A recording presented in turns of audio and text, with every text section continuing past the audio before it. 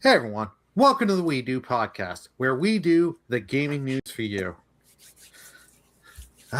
What I've been playing some Marvel Rivals. It's been fun getting back into that. You have the matches where you do good, you have the matches where you do bad, and you have the matches where you're pulling 90% of the work as the tank. You have a decent healer, and all the DPSs are just sitting in the spawn room, and you're like, for the love of God, help me. I can't carry the team alone. Marvel, you need to play. You need to step up, man. No. Oh, I have played. I played Jeff the Shark. Yeah, he's playing with me. Murple's the healer. Murple's good at healing, and that's the thing. Murple and I have a strategy. He knows if I'm playing tank and it's a hold this area match, screw healing everybody else, just heal me, and I'll stay alive for most of the match, and I'll hold the area.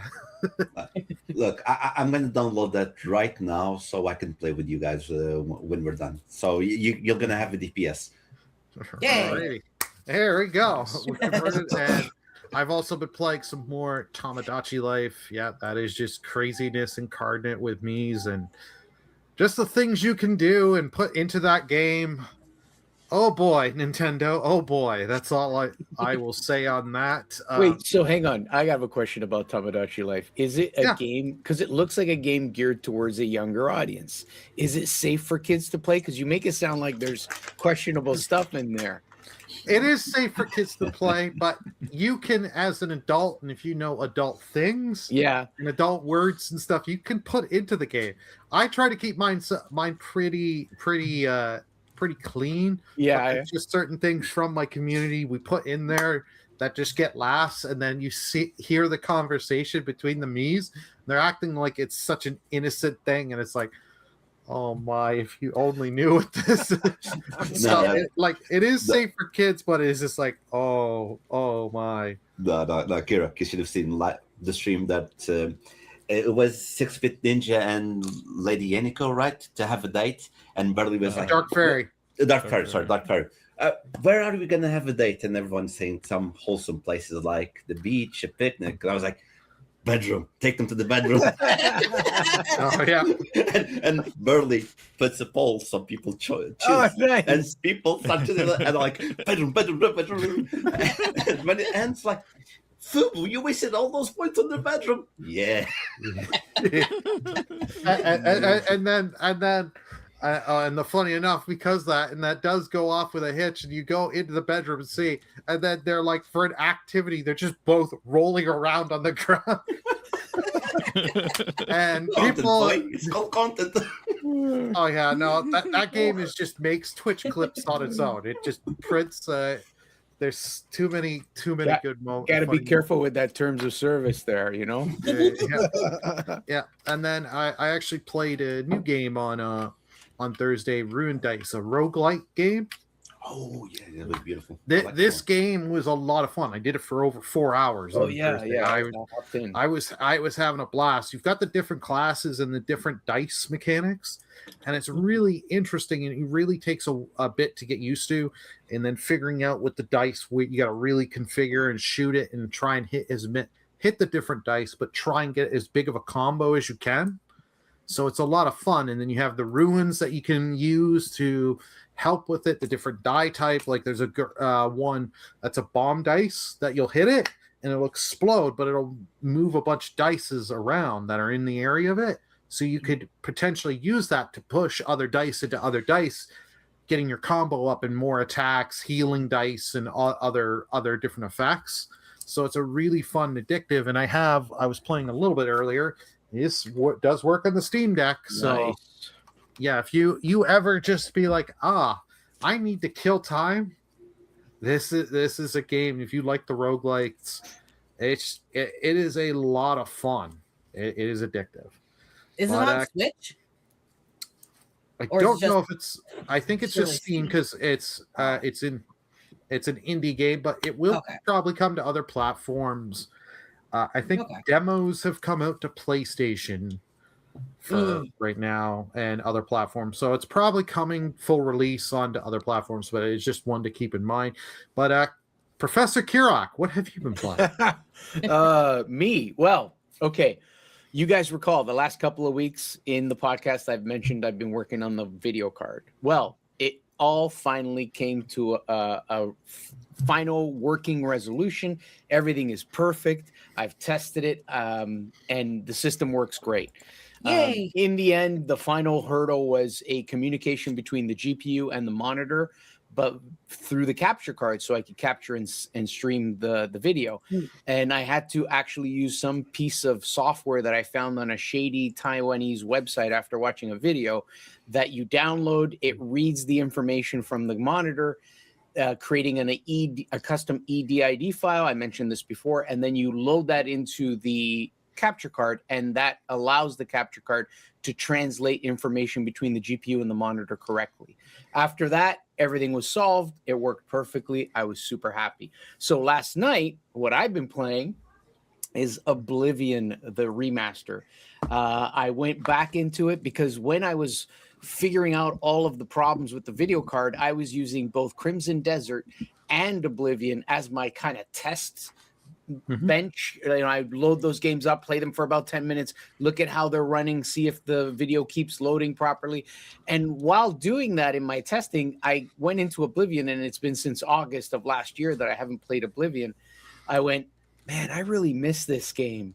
So last night was my real first stream back into Oblivion, and I streamed it twice. I think it was like 3.5 hours, and then I had dinner, and then I came back and streamed it for another 3.5 hours. Such a great game. I remember playing Oblivion back on the Xbox 360 I think it was out in 2008, if I'm not mistaken. But if you could look that up, I haven't played that game since that. Well, no, that's not true. I played it when the remake came out initially. It was 2006. 2006. Wow. Okay, there you go.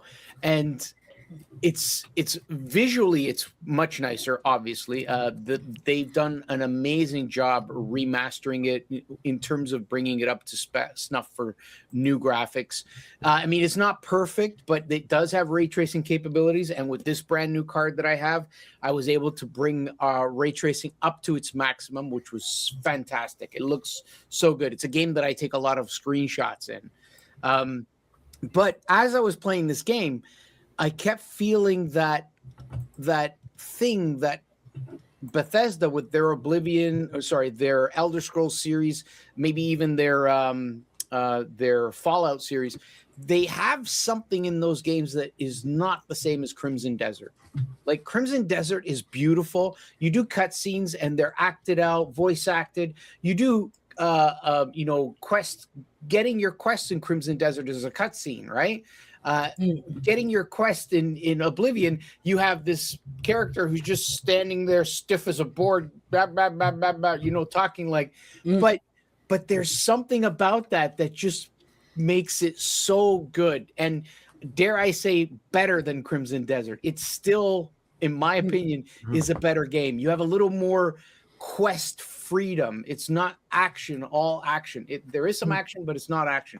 I think where Crimson Desert excels is action, and not so much, I mean, in story and in quest lines, even though there is a story and there is quest. There are quests.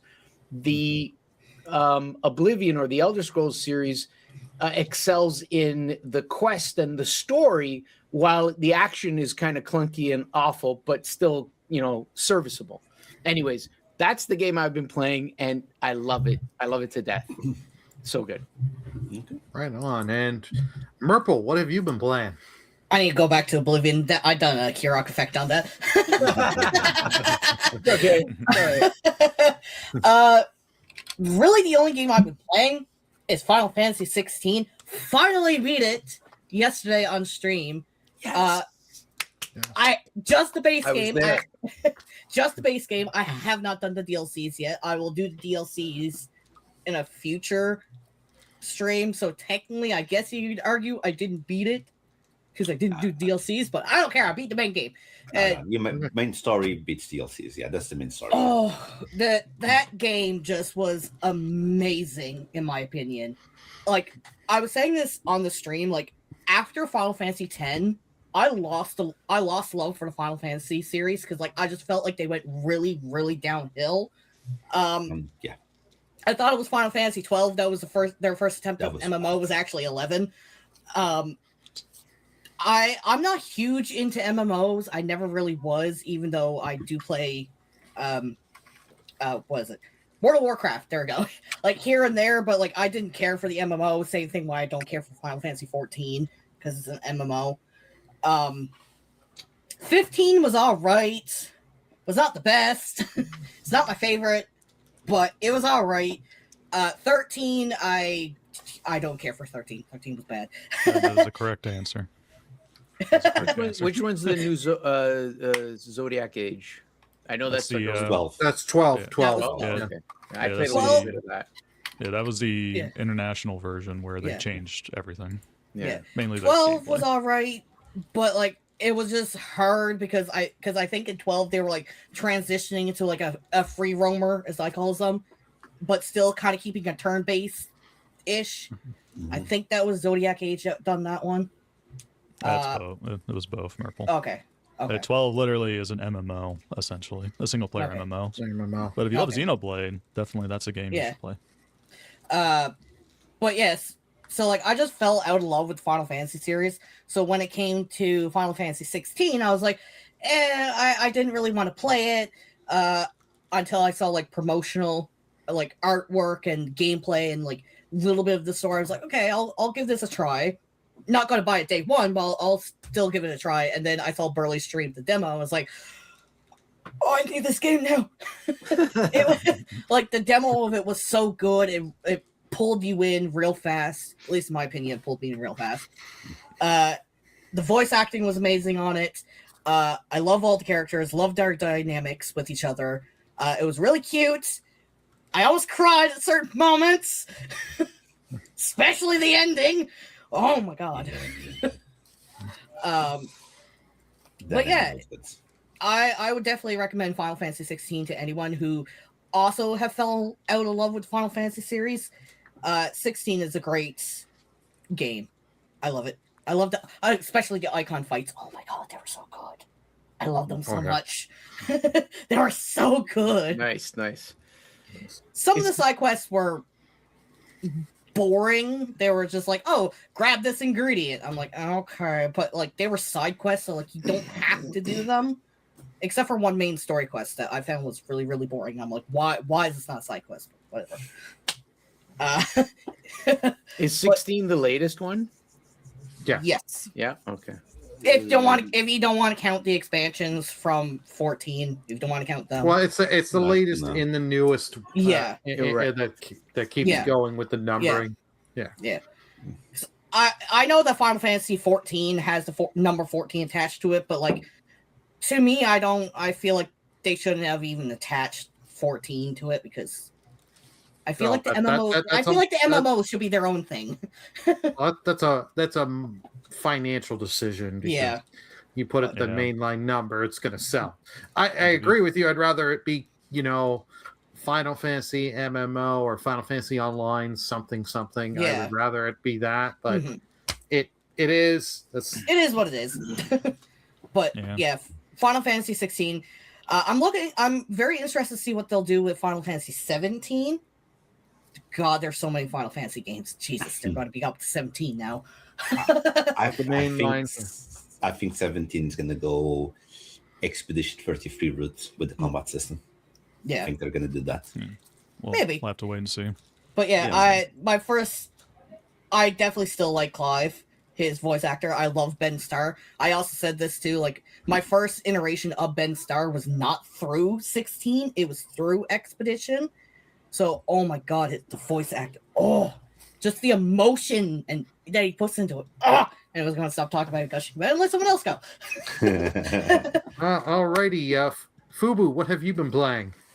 What I've been playing, I started the new game on stream, which is Valkyrie Profile Lenneth. I never played the original one, and this was actually very funny because me and Zero Bunny, like we talk a lot, and he was telling me basically, yeah, I'll stream Final Fantasy 13 if you play Valkyrie Profile. I was like, yeah, sure. It's 20 euros now, but let's see if it's gonna. This was before the PlayStation Plus list came out.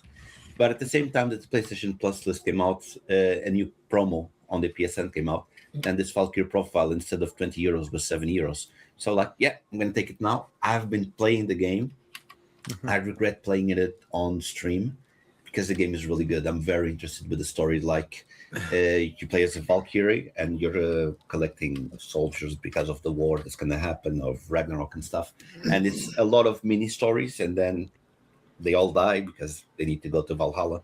They all die. It's very tragic, to be honest. Very tragic, very dark. But I'm really enjoying that game on stream.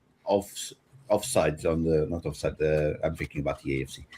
Offline, I've been playing Monster Hunter Stories 1, and I'm enjoying it so much. Like, it's very addicting. Trying to find gold nests, which has the rarest monsters. Get the monsters, level up the monsters, team up with the monsters, learn attacks, defeat enemies. So I'm enjoying the game. Very good story, and I also tried the Tom Cruise game, like Myrtle says, the Time Crisis game. Kirok is like, what? Tom Cruise? Wait, what? Yeah. Basically, the story is we were preparing to do the list of the PlayStation Premium and Extra, and Myrtle goes like, "There's a Tom Cruise game." I was like, "There's a Tom Cruise game? What are you talking about?" It's Time Crisis. It's called Time Crisis. Time Crisis, Tom Cruise, same thing. My They have the same initials. my dyslexia and unable to read really shined at that moment.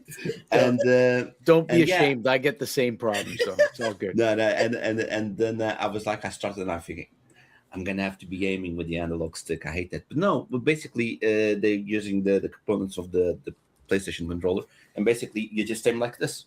So you're in nice. front, and you aim, and that's really, really, really good. And it got that little itch because, like I said on the video, I used to play this on the arcade when I was younger. So I got that nostalgic feel. I'm done. I can move forward to other games. But I got that itch. So yeah, that's basically the games that I've been playing this week. Very good games. Very good games. Right on. Okay. And we got a lot to talk about in terms of stories this week. We got the PS Plus price hike. Terraria hit 70 million copies. Ubisoft record loss for the fiscal year. Who could have seen that? Yeah. The Xbox merch store. Yeah. Bungie ending support for Destiny 2 finally. Take Two GTA I 6 think you- November release. Think you Fryman. got something. Oh shit. I am sorry for Yeah, I see how it is. All right. I'm gone for one episode. All right. See you later. You're already forgetting about me. You can tell I've not had coffee today. Yeah, It's all sounds good. about right. It's all good. Sounds about right. But I'll keep this quick because, yeah, I was sick, unfortunately, last week. It sucked, but I found time to game. I played a little bit of Mouse BI because I'm on my way to finishing it and look forward to the review eventually. I played more AC Shadows because Burley bullied me. He knows the story. And then, yeah, you know who you are. And then finally, I revisited an old classic. I played through Uncharted 4 because I got the PC version for cheap. And about 2 weeks back, I believe, it was the 10-year anniversary since the release date. So wow. I thought I'd play it on my with my new fancy 5080 Nice. because I haven't played it since Wait, the PS5 not the upgrade. 105080? No, sorry, the 105070 Ti. Excuse me. How could I be so wrong? I'm so sorry. But Great I've game, been by the way. replaying. Yeah, it is great. It made me think of a lot of things, and the main thing is Naughty Dog. Why do you suck now? Why do you have to suck now? Please go back to making good games. I'll give Galactic a chance, but I have no hope for it. But all right. That's it. now, carry on, Burley.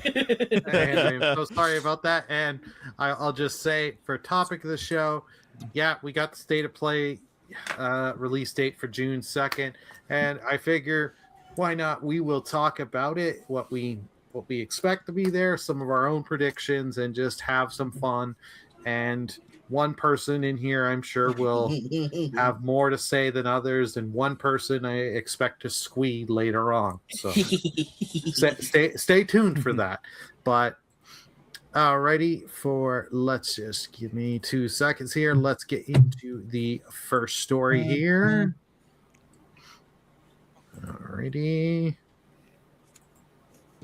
There we go. Just taking a sec here. PS Plus. It's going up for all tiers. Yay. And we can see even Kratos is sad about it. Didn't it just go up not too long ago?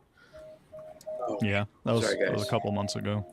Yeah. I need to take it's a call from Italy. I'll be right back. Sorry, Yeah. guys. Yeah, no worries. Say buongiorno, buongiorno. Buongiorno, Mamma buongiorno. mia, ma buongiorno. It's me, Mario. No. This is PlayStation. So yeah, the company stated the prices will start for the 1 month subscription going at $10.99 and $27.99 for the 3 month. Also, no other prices were listed. The announcement implied that the only essential tier was being affected. Turns out that was not the case. Prices across all tiers are going up. Extras is going up by $2, and for 3 months going up by $4. 1 month subscription of premium is going up by $2. 3 month is going up by $5. This is not surprising. We all knew that price increases were going to happen. But I know from just talking with Fry a little bit before this podcast, I know you had a little information on this, Fry? Yeah. So last night I actually got an email about these changes. As far as I can tell, it seems it's only really going to affect users who are resubscribing or, subscribing for the first time, or it's those that are going to upgrade their subscription, because they told me that my current subscription will not be affected by the price change unless I decide to upgrade or cancel and resubscribe at some point in time. So while that's nice and all, that's still pretty shitty. It doesn't justify why you're increasing the price. So, yeah. So maybe that brings some solace to some of you, but at the same time, it's like, Sony, what are you doing here? This is stupid. This is unnecessary. Yeah. Well, since we're speaking Sony news here, Fubu, Bro, I know you're gonna look, go on a rant here for this, so let's get it done. Look, listen. The thing is, they keep upgrading the prices. They're not giving us more content. They're giving us less content. I don't know what the hell is going on, because why is... He's gonna go on for a while here. Yeah, probably a good idea. Yeah. And we got Kirok back. I'm back. Hello. Yeah. Welcome back, Kira. Okay, do you think he's done? Let's just see. I don't know why is this? I don't think so. No. He's still going. He's still going. Oh yeah, it's about the PlayStation Plus price hike. Yeah. Okay, and I think he's done now. Yeah, look, life is better. I got my sweets. Screw it. I'm done. I'm done. All right. All You want to right. share the sweets? No, my life sucks.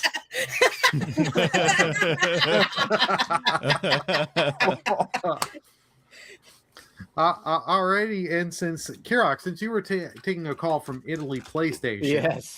did they have anything to I say? I don't know. No, my negotiations fell through. It just they're gonna raise the prices. It's unavoidable. I'm sorry. Darn.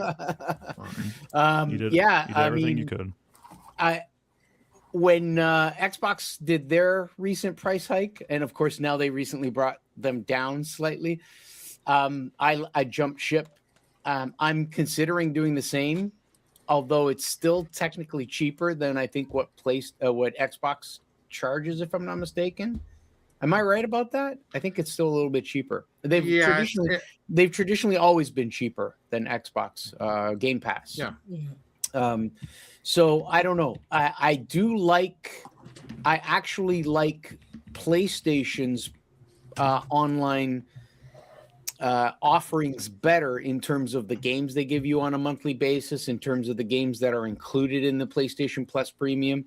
over what Xbox used to do in Game Pass. Game Pass was nice because they had like a big pool of games, but I found that the PlayStation Premium or PlayStation Plus games were a better hit, even though they were fewer. But I don't know. I might consider dropping this as well, and then I have no subscription. I just wonder if I do that. Do any of you know if I play on one of my PlayStations and then I play on another PlayStation without PlayStation Plus, do I have the ability for games to sync, their saves to sync across systems? As long as they're the same account, I believe, but I think you still have to be subscribed to PlayStation Plus. Oh, you still have to. So I'll lose that feature, that availability. Yeah. Okay. Yeah. Yeah, but you'd miss this because Fry was saying. Yeah. And I checked myself because premium. I'm like, okay, how much is premium going for me? Because it's like, Sorry, I hit the mic. It's all good. If you don't buy it, when the few times they put the premium membership down a bit, it's like 260 Canadian a year. Yeah, it's still pricey. It's still like if I was not a content creator and stuff like that, I would. Premium would be gone easily, and I would drop down to essential just to get the bare minimum I need. Right. But it's like maybe that's a better idea. Maybe I'll do that. Yeah. But I just got an email not too long ago, and your current subscription is not going to be affected supposedly. But if you resubscribe or upgrade, that's when you're going to be affected the most with this price change. Right. So it's stay locked in, and you're fine. You leave us and try and come back. Oh, we'll get you. We'll get you. Merple, what are your thoughts on that? I don't like it. I'm Poe as it is.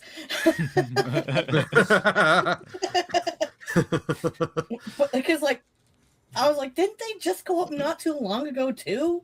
So I figured it would probably stay like that, or seeing how Xbox decreased their prices, I figured it's okay, maybe Sony will do that too, because competitors. But no, let's increase our already it's expensive for me because I'm Poe, but so I'm saying well, expensive. It's expensive even if you're not Poe. If you're not Poe, it's still expensive. This is like I still remember when you could the essential tier when it was just basic PS Plus.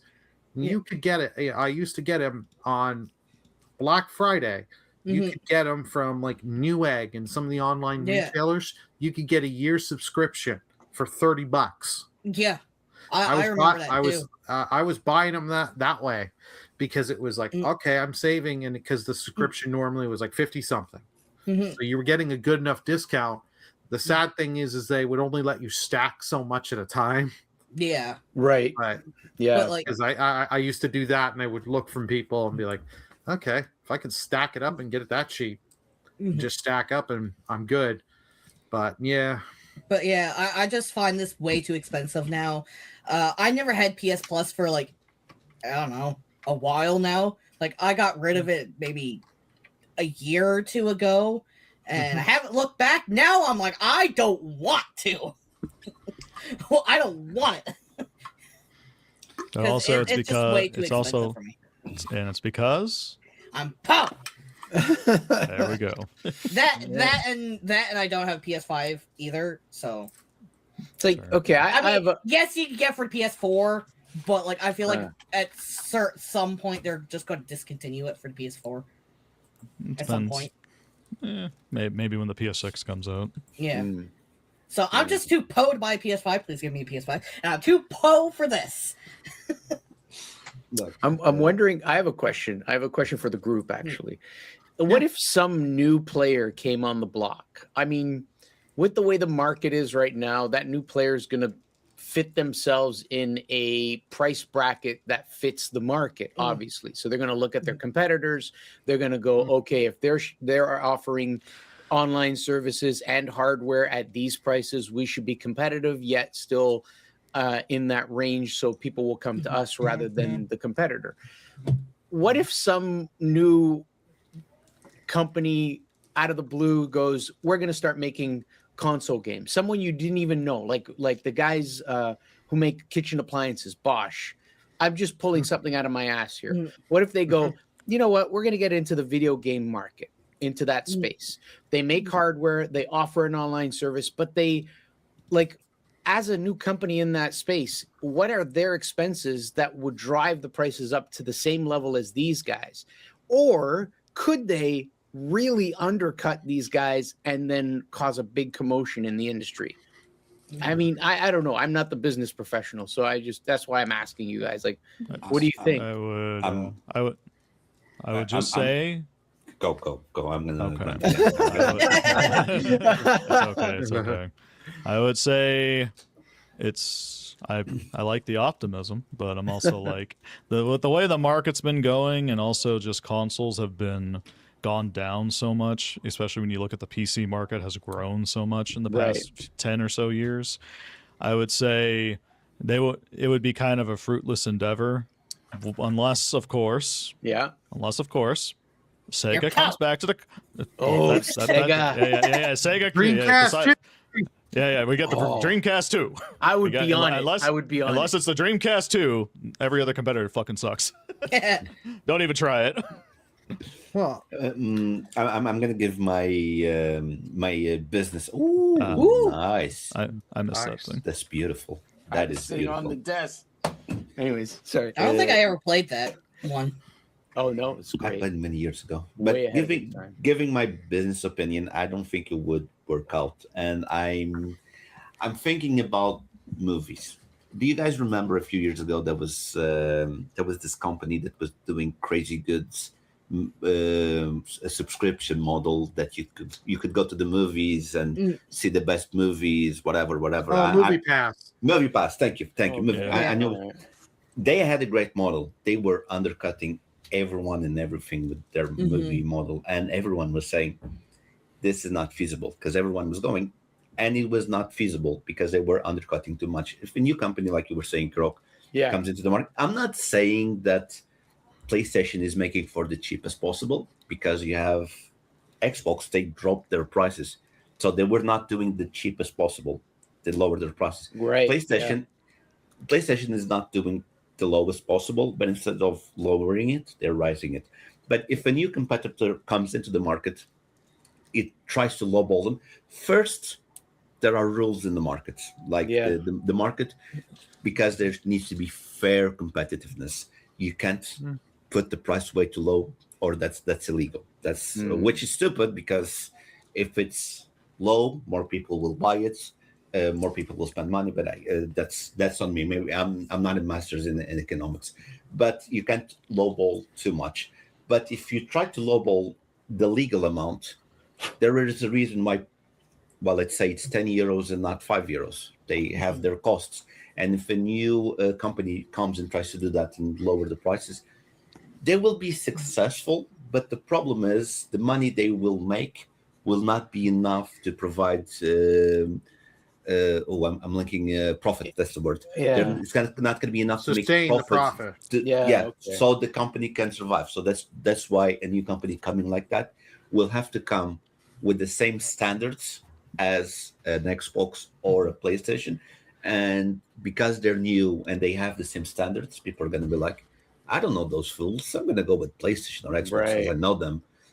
So that's why, answering your question, is that's why there's no new company trying to lowball them, because it's possible, but it's not viable in an economic sense. Yeah, it's a Hail Mary shot. Yeah. I don't think even a Hail Mary, I don't think it would work out, because Movie Pass was exactly that. Everyone was like, whoa, this is way too good to be true. And it was way too good to be true, because a lot of people had problems when things started to collapse. They started to have way big problems with subscriptions and stuff like that, and you couldn't cancel. Basically, they were stealing your money.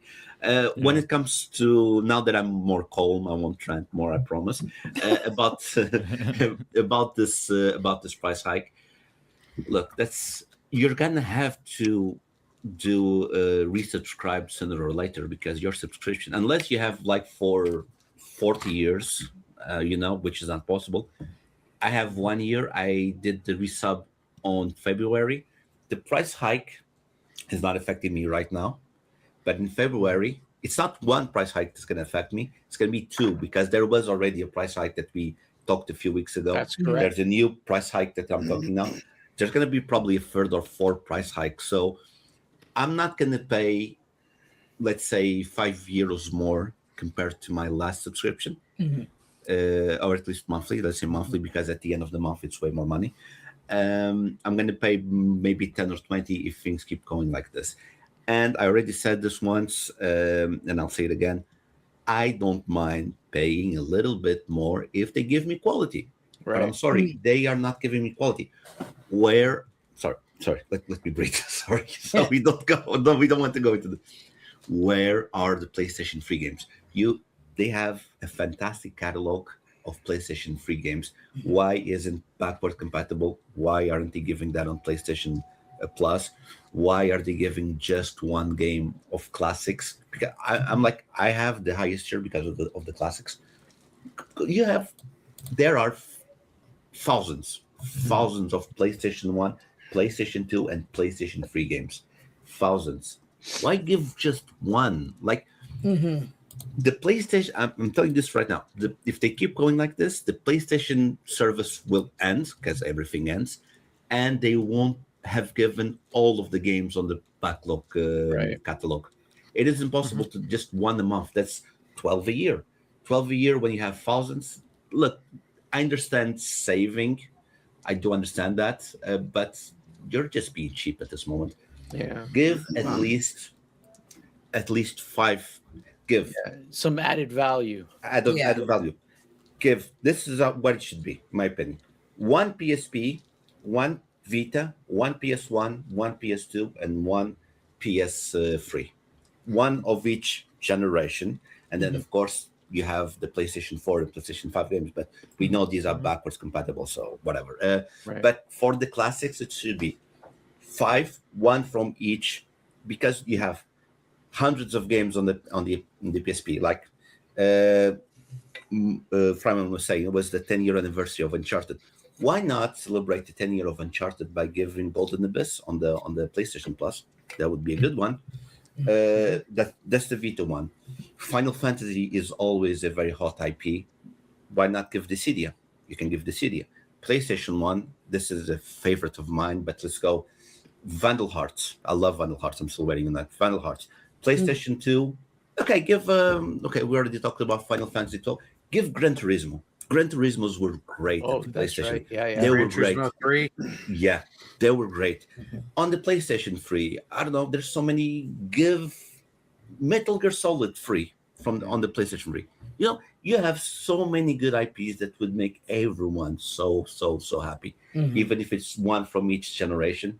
But people would be happy. People wouldn't mind because, hey, at least it's good content, And again, I'm talking about the extra tier. I'm not even talking about the premium, which is the one that will really pay a lot for that. But that's my opinion on these price hikes. It kind of sucks, but I wouldn't mind them if they gave us value. They're not giving us value. That's the problem. That was actually one thing I was going to mention too, since me and Fubu does the videos on the PS Plus thingy majiggy. Like, if you're going to up the price, give us that's value. the new title, by the way. PS Chiggy Majiggy. That's the title from now on. Just give us quality. Like, if you're going to increase the price, at least give us something that's worth paying for. Don't give us games that are either no one cares about, or they're like maybe one indie game and then nothing else. Red Dead Redemption, great game. They already gave Red Dead Redemption. When the service started, they gave Red Dead Redemption 2. They are not giving us a brand new game. Again, it's a great game, don't get me wrong. I've played it. Most of us, except Merple, have played it, I guess. Wow. You're getting attacked today. No, but a lot of people played that. Like, that is not value. If all of us had PlayStation Plus, like I do, would be like, well, that's one less game. They gave Star Wars Outlaw. That's a great game. I still love it. I know most of you hate it, but I like it. I think it's a good game. Thank you, brother. He starts again.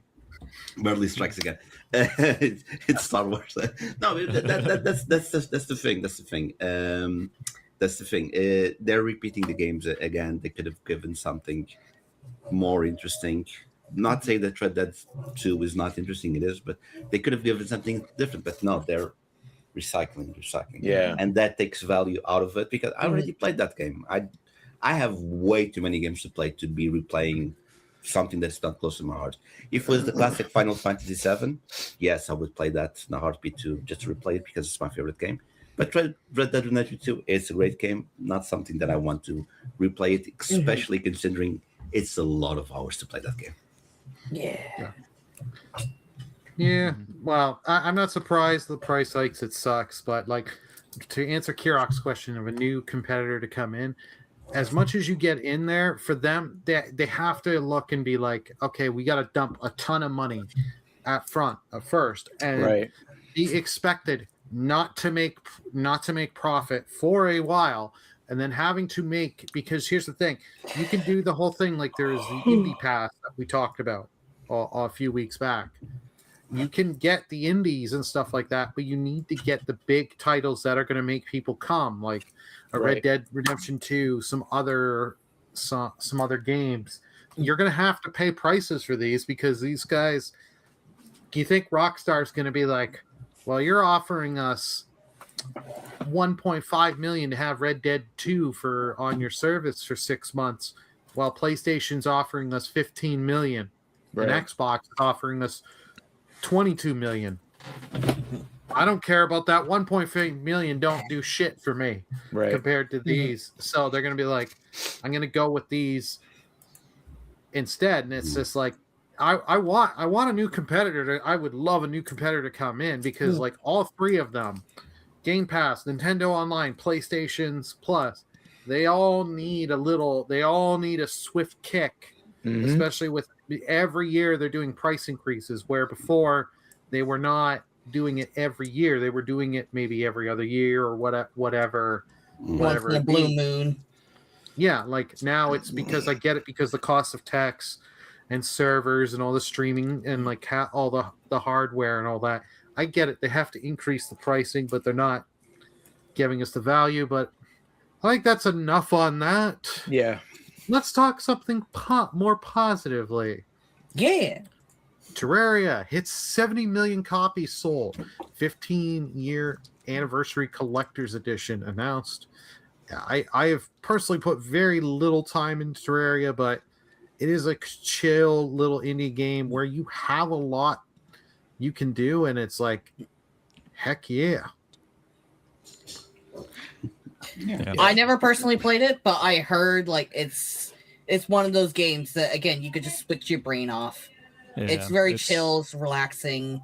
It's pretty much 2D Minecraft. If I'm honest. You just took the words right out of my mouth. Yeah, it's 2D Minecraft. I never played it, but I have one of my friends actually goes on like actually talks about how much he likes the game, and he's like, "Oh, you should play it." I'm like, well, "I would, but like, it don't appeal to me, and I'm Poe, so I can't get it." Yeah. But yeah, he talks praises about the game, and like, you know, it obviously does have a fan base, and like they did do pretty well for hitting like, you know, 7 million copies sold. Like that's not, you know, I want to say not an easy milestone to hit. Yeah. Also, it's also kind of amazing considering this game is over 15 years old. Exactly. Oh God, it is 15 years old. Oh God. It came out May 16th, 2011. And I remember when this game was small and it was only on PC. Now it's everywhere, like Minecraft and Roblox. And I'm just like, wow. You can boot it up on your phone. Yeah. Oh, I forgot it's on your phone too. Oh my God. Yeah. No, it's good. You know, it's like, it's an oldie, but still a goodie, pretty much. So I'm glad to hear. They have a good fan base behind them, and the fan base is not exactly bad, as I call them. They're fairly decent. I talked to some fans of this game, and they're decent to talk to, and I just dropped my phone. No, you dropped your Terraria machine. I don't know where that went. Levi will probably find it. Oh, Yeah, sorry. Go ahead, Fubu. No, go ahead. No, it's for me. It's very quick. I never played this game. I know, obviously, I know about it, and yeah, it's always good to see a game, especially that it was an indie, succeed. I think it's very good. 70 million. That's a lot of games. That's a lot of people playing, and yeah, more power to it. Keep going strong because we do need alternatives to regular video games. You know, it's like you guys said, it's a 2D Minecraft, and I consider these types of games very good creatively, especially for the younger generations. I think it's very, very good because kids that grow up, which wasn't my case to be honest, but kids that grow up in first-person shooters and football games, they don't develop thinking because everything's very mechanized. Like it's shooting, it's whatever. And when you play a game like the Terraria that forces you to think, it stimulates thinking, or especially when you're younger, and that's something good for a kid to have. So yeah, more power to them. I hope that then in the next 15 years we're here saying they sold 140 million because they keep going strong. So more power to them. I forgot that they were indie. Oh, yeah.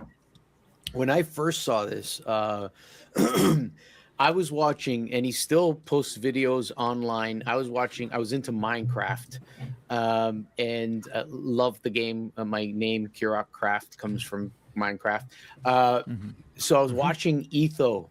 I don't know if you guys know who Etho is. He's a Minecraft YouTube celebrity, and he does some of the best Minecraft stuff ever, and I still love him to this day. But then he started, because he was exclusively putting Minecraft videos out on his YouTube channel. His YouTube channel, I think it's called Ethos Lab. He started venturing out into other games, and one of those games was this game, Terraria. And that was my first exposure to it. I watched one of his videos and I was like, wow, this looks good. And immediately it hit me, wow, this is a Minecraft in 2D, exactly what you said, Fryman. Because you could do things like build a house. It's in 2D, like a platform, almost like platforming games are. And you could build a house, and you could build buildings on top, and you could dig down into the earth and collect minerals that you use to build other things.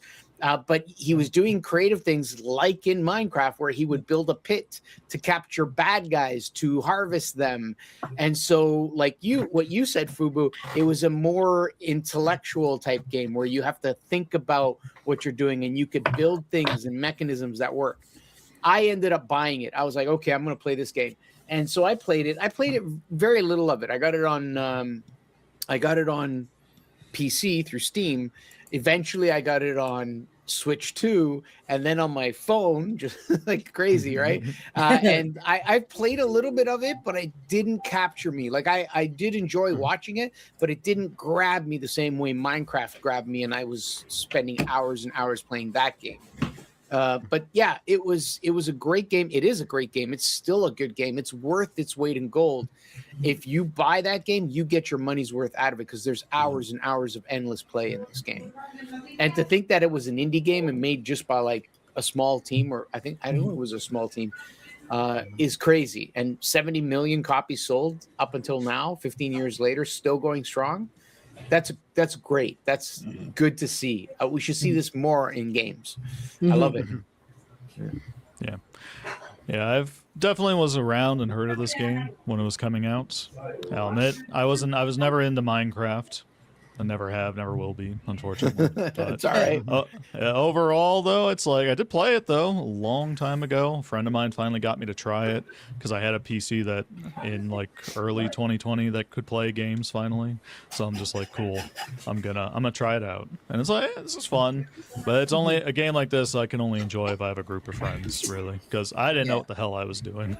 And at one moment, I fell and died as I was digging under the ground. And I'm like, good God, I went kablooey.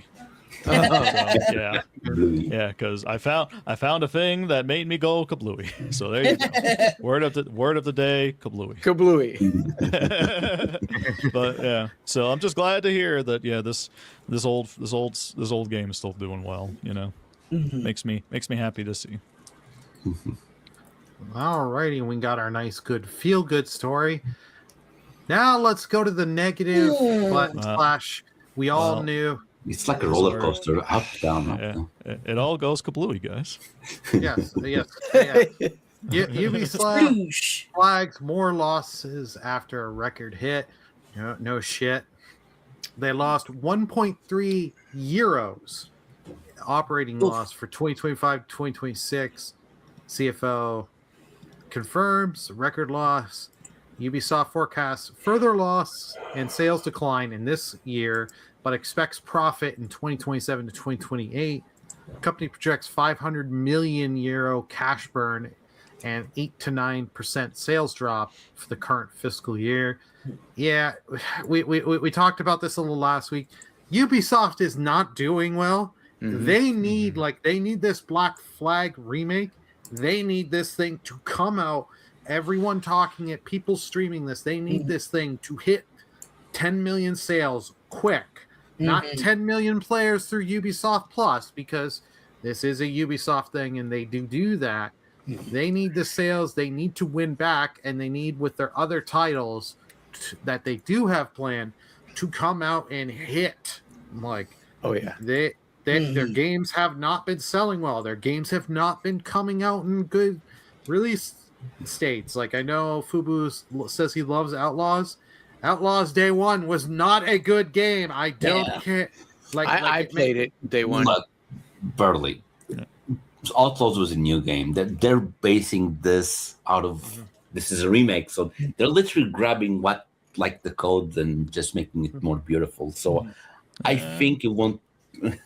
I would say this one has effort. If you actually look at the gameplay, I'll give it to AC4 Resynced. It actually looks like it has effort, but it is built off a foundation that already has been proven to work. Yeah. And but people are kind of getting pissed because there's like a hunting mini game where you can hunt. There's a lot. There's a lot of things, and people are turning on the game because of that, which. You need to hunt. Like, there's something that happened back in those days. They would go to shore, hunt, bring the food back to the boat so they could eat. That's the whaling and stuff like that. They have they've changed the hunting apparently in this compared to the original 4, because the original 4 it was just you had to run, get close, and do like pretty much like a quick time event. Now you can just use your swords, use your pistols, and just shoot the little bunny or whatever, fox and whatever, and then get the pelt.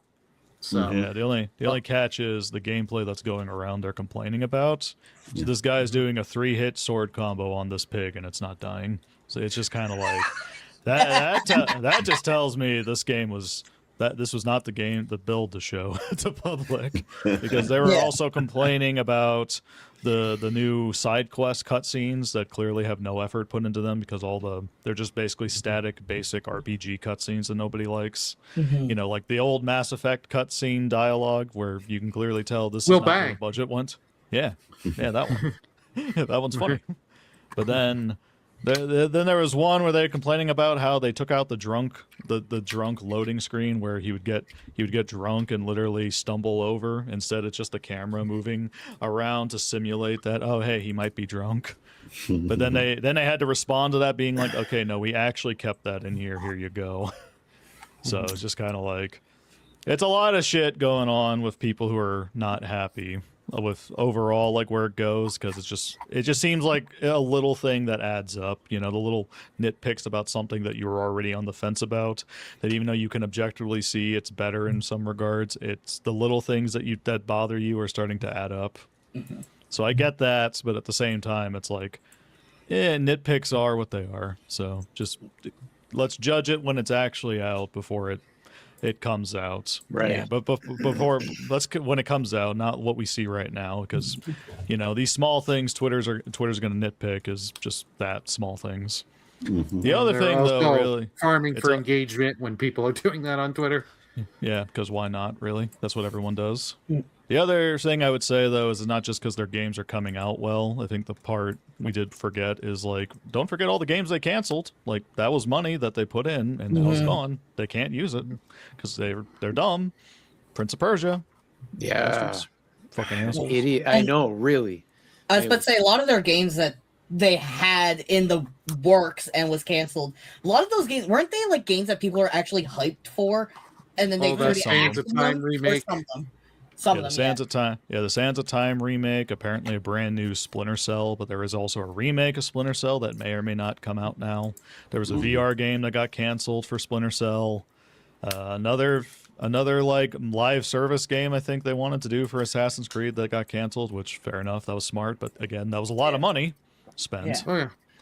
So, like, And And remember, God their knows what- their quad A game did not hit. yeah. No, not at all. No. Skull Good and old Bones for anyone. Yeah. Oh, And who yeah. fucking know? And also, don't forget, who fucking knows that Beyond Good and Evil 2 is still a real game at this point? I keep forgetting that game is not released. I keep thinking Beyond Good and Evil the second game is released already. No. But they're like, no, that game- that it's been game's in not development hell for like 10 plus years. Yeah, it's I know insane. people keep on It telling ain't me. coming. Ubisoft just doesn't want to say no. I know people's like, no, that game's not out. That game's in development hell. 9 times out of 10, it's not coming out. I'm like, I thought it was already out. Whoops. I'm going to say, I think you're right, Fryman. I think we were like, people were doing preview gameplays and the people online were doing kind of preview reviews. But I think you're right in the sense that it's a game where we need to wait till it's out. Once it's finished and they put it out, then at that point it's out. That's the work that they did, the effort they put in, and that's what we need to judge. And at that point, we'll find out relatively quick if this whole thing was just a money grab, prey on the nostalgic of people who played the original game and loved it, or if they really poured their heart and soul into the game and love into the game to make the game better to the point where it's incredibly well done and it hits the way Burley's saying it should. It has to hit because these guys are drowning. Right. So that's my 2 cents in this situation. I haven't pre-ordered it yet. I think I'm gonna head out and grab a copy or pre-order a copy of it. Because it was the first Black Flag was the first Assassin's Creed game that I bought, wasn't really happy with it, and actually traded it in. And then after that, I fell off the whole Assassin's Creed thing. Yeah. But I mean, everyone seems to love this game, which explains why they are remaking it. And I'm more than willing to give it a second chance. Personally, that's my take, right? So, Look, Yeah. for I will me, buy it, but I'm po. look, for me, because Ubisoft has been doing this, like these games, lately not good quality. The name of the game should be Assassin's Creed Red Flag. This is, it's a red flag. I love that. It's a red flag. No. I'm hoping that I'm wrong because I love Assassin's Creed 4 Black Flag, the original great game. One of the first games that I played on PlayStation 4, if I remember correctly. I love the game. It's really, really fun game. But I'm afraid because what Ubisoft has been doing these past few years. Look, Assassin's Creed Shadows. Okay, it's a beautiful game. It wasn't captivating for me, but it is a beautiful game. They did that weird DLC with Attack on Titan. Yeah, that's weird. That's I weird. still think they should have done it with Demon Slayer. Would have made a hell of a lot more sense. But Would make all right, more pop sense, off in with Attack on Titan, I guess. I think Ubisoft is going downhill. If they wanted to make a remake, like I mentioned a few episodes ago, if they want to do a remake to save their asses, Ezio, which still to this day is the face of Assassin's Creed, and there's rumors that the next Assassin's Creed, which is Code X's, if I'm not mistaken, something like that, they are saying that Ezio will be back at that game. And Nice. I'm telling you right now, if Ezio is in that game, I'm buying that game day one because I love Ezio Auditori di Firenze. Yes, I love agreed. him, love him. My favorite one of all of them. My favorite. Yeah, he's definitely the best protagonist. But you know what? Ubisoft, I will, because I have shit on them for some of the games.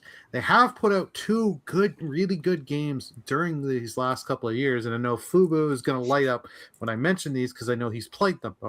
The 2 Prince of Persia games that they put out, the Lost Crown, that game was Beautiful. amazing.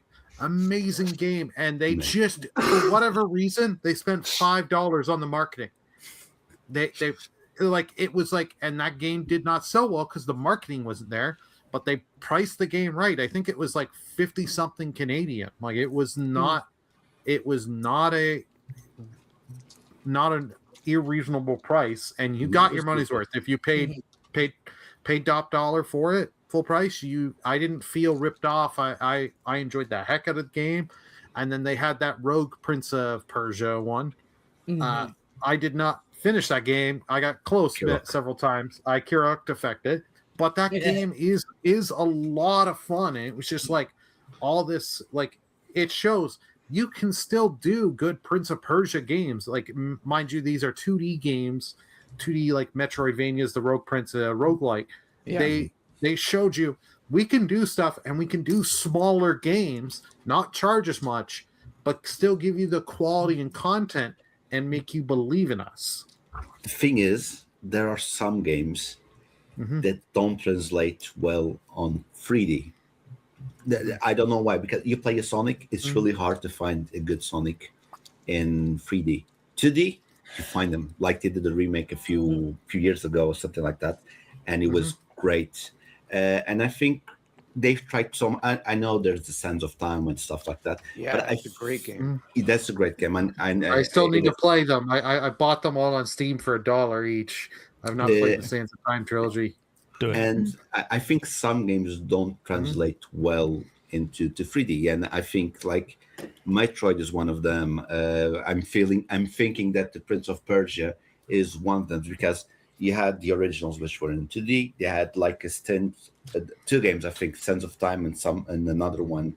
Yeah, those two Thrones and well, don't forget though, the Prince of Persia started as a 2D franchise. No, exactly. Yeah, that's his point. Yeah, I remember playing that. I remember playing the original at the computer at my school, and they did have a stint. They were doing good with 3D with those 2 Thrones and Sands of Time, whatever those ones. Then they remade with. Which I did enjoy the game Prince of Persia, which very cel-shaded graphics. I don't remember the name now, but it's just called Persia. Yeah, it was a reboot. It was just Prince of Persia. It didn't with Nolan North. Funny enough. Nolan North, exactly. That he was the prince, and it was more of a platformer, and the fights felt like more like a puzzle than the fight itself. But it wasn't that good. I played it, then it kind of died, and it came back with the big hit with the 2D with the Lost Crown, which I platinum. I loved it. The roguelike was a very big surprise.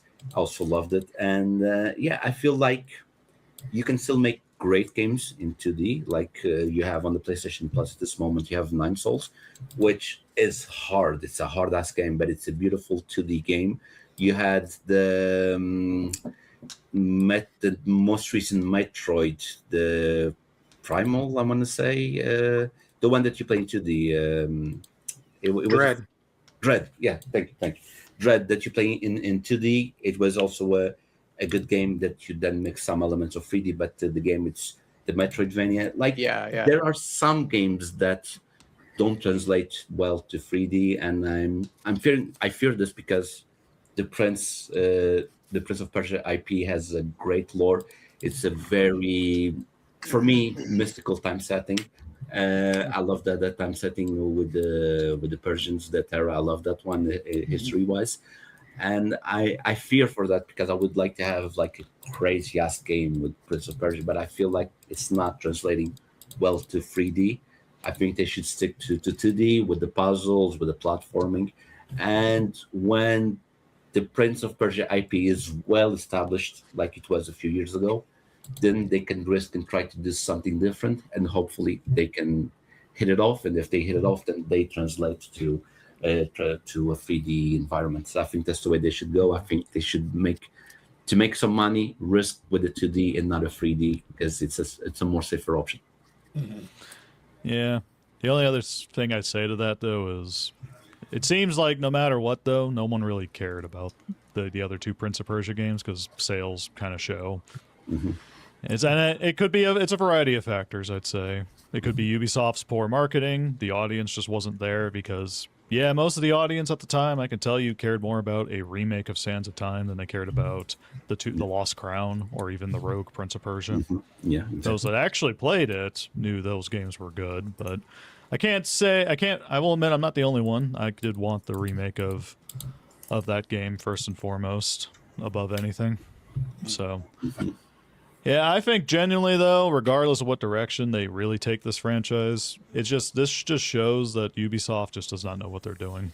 Like, no matter what I hear, no matter what anything anyone tells me, I firmly am under the opinion of Ubisoft. You don't know what you're doing. I don't know whose fault it is, really. I do say for sure, because this is the one time where this will actually stick. You got to fire Yves Guillemot, the CEO, because nobody likes him at all. They're legit. It's like, fire him, and I think your company's fine. But we'll see how that goes. That's a good point. Very good point. Yeah. Anybody got anything else on Ubisoft? Nah. They're just a little soft. Ubisoft, if you keep going like this, you'll be broke. Yeah. Oh yeah. Alrighty, and Don't release broken games. yeah. And you know what? Now let's talk. The Xbox merch store has come out, and it costs Mucho Xbux. I'll be honest, I had to take a double take in my head to make sure I pronounced that correctly there. Yeah. So yeah, they have the store, which, hey, granted, cool. You know what? You want some merch like for Forza or Halo. Yeah. So this is Canadian pricing, $106 before tax for just a hoodie.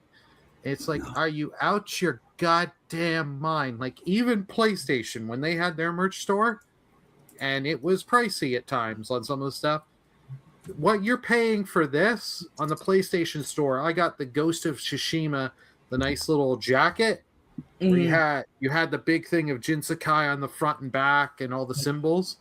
On this, you're getting on the front the little Forza 6, and then at the back the Discover Japan. Don't get me wrong, cool. Not $106 before tax. Cool. No. Like this is just like, you guys just lowered pricing. How did you not look at this and go like, yeah, we're okay. Like, these pricing are okay. Like, I just don't get it. $34 for a Halo mug. $34? That's not. Yeah. Jesus. Like, you can make that at home. Like, oh yeah. Well, hang on. Easily make that at home. I made this. Then this. you'll get sued. Yeah. Oh, Yeah. It's just a freaking sticker stuck to an actual mug, and it's from the coffee company in The Last of Us. Yeah. Like, $34 for... I could get a mug that's also a video game mug from Walmart for like $15. Like, hell, I sell my mug cheaper than this. Exactly. I've had things. Your own merch, right? Yeah. Nice. So, like, yeah. For comparison here, and shameless plug here. Do it. Shameless plug, bro. Let's go. $15.45 for my mug, and you have different sizes. And here's the thing: I'll be completely transparent. I put mine as the lowest amount of profit, the minimum you have to make, where I maybe make $1 on the mug. That's it. Like, I don't like. So it's like, Microsoft, you're making a ton of profit on this, and you're just like, what the, like, how did and like, Xbox fans, I get, like, some of these Halo sweaters, I'm just switching, they look cool. You put these sweaters for 40, 50, I'll even accept 60. Yeah, exactly. I will accept 60 for $106. Like, you're out your goddamn mind. You just want it that we make every sweater, we make double the profit of what it's costing us. Nah. Do they they're sorry, go ahead. I was going to say, do they go up in price depending on like the size? Because I know some people does that on their website where like No, if you go small is cheaper. If you go with a large, it's like more because like I guess more like material. To their credit, they're not doing that, but I'd rather have that where, you know what? Okay, if you're up on the bigger sizes, we'll charge you $1 or $2 extra. Yeah, fine. I can understand that, but it's like I would not spend $106 on a fucking hoodie of a video game I would like. I would pay this if it came with an Xbox. Yeah, I would too. Yeah. I would definitely pay like $106 if it came with a PS5 with it. No. Or just give you like, okay, you buy this, you get 6 months of Game Pass or something like that. Okay. That's more realistic. Okay, that's more realistic. Actually, so I was thinking, if you already are a Game Pass subscriber, maybe you get a knockoff price on it. Instead of 106, you get it for 80 something, right? Like, kind of like what they do on PS Plus. If you are a member, you can buy some games at a lower cost rather than the full cost. That would, like Burley, you could have Burley Pass and sell your $15 mug for $12. I would do it. Well, actually, I do. Technically, if you're a subscriber on my Twitch channel. Oh, God, I feel so bad. There you go. But you do get a bit. You get like a I forget what the percentage, but you do get a amount off. Which is there you go. But like the mugs, the ceramic mugs, they're like a dime a dozen coming off an assembly line.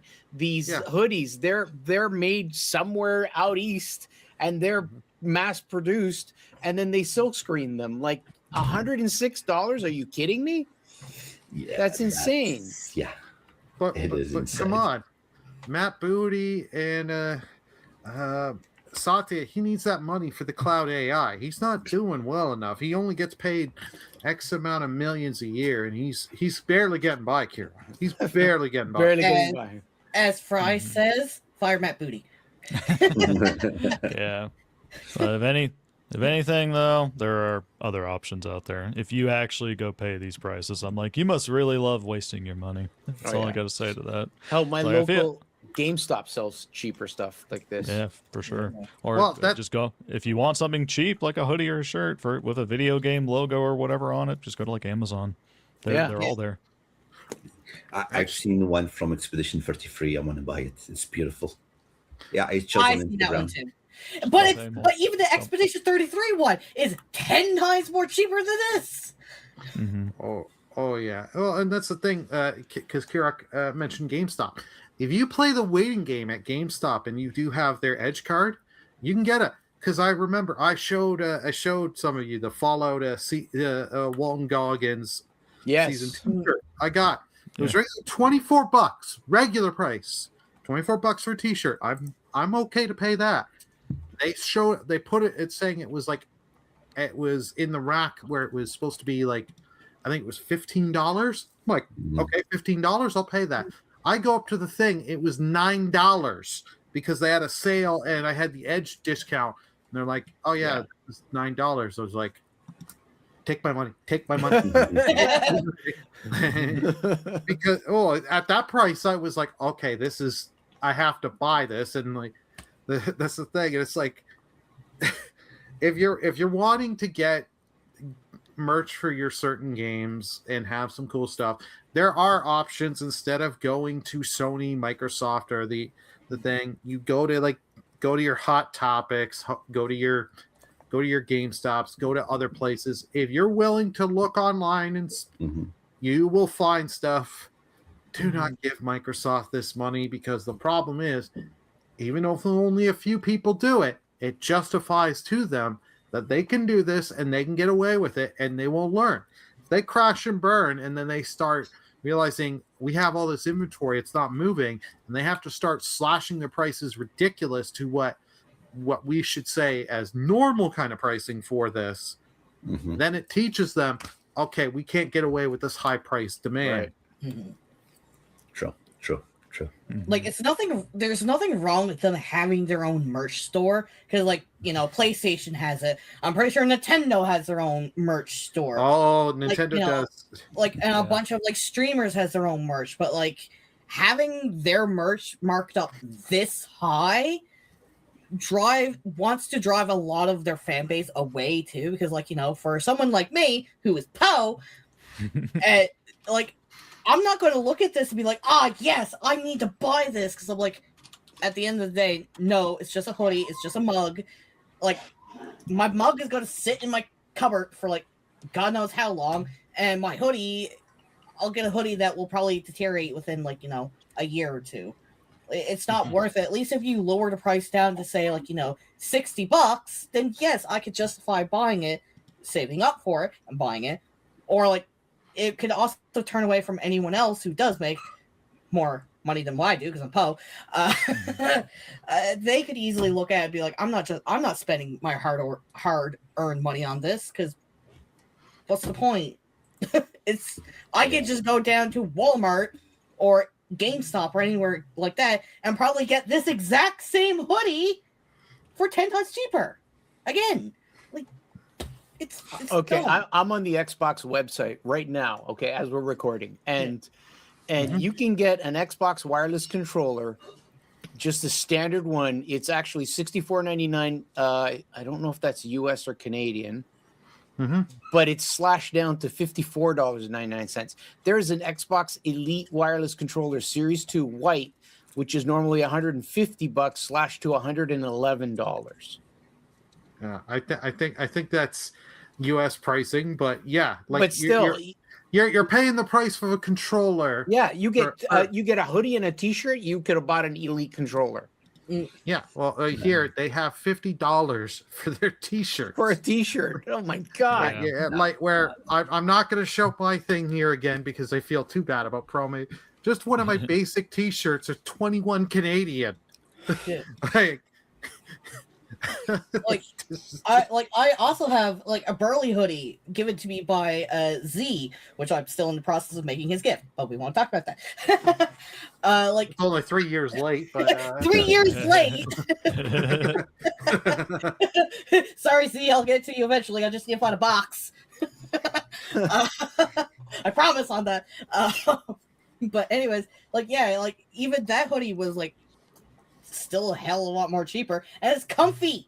Like, if you're going to sell this pricing, you better believe whatever material you're made out of better be goddamn good. It better be lined in gold. Yeah, lined in gold for this price.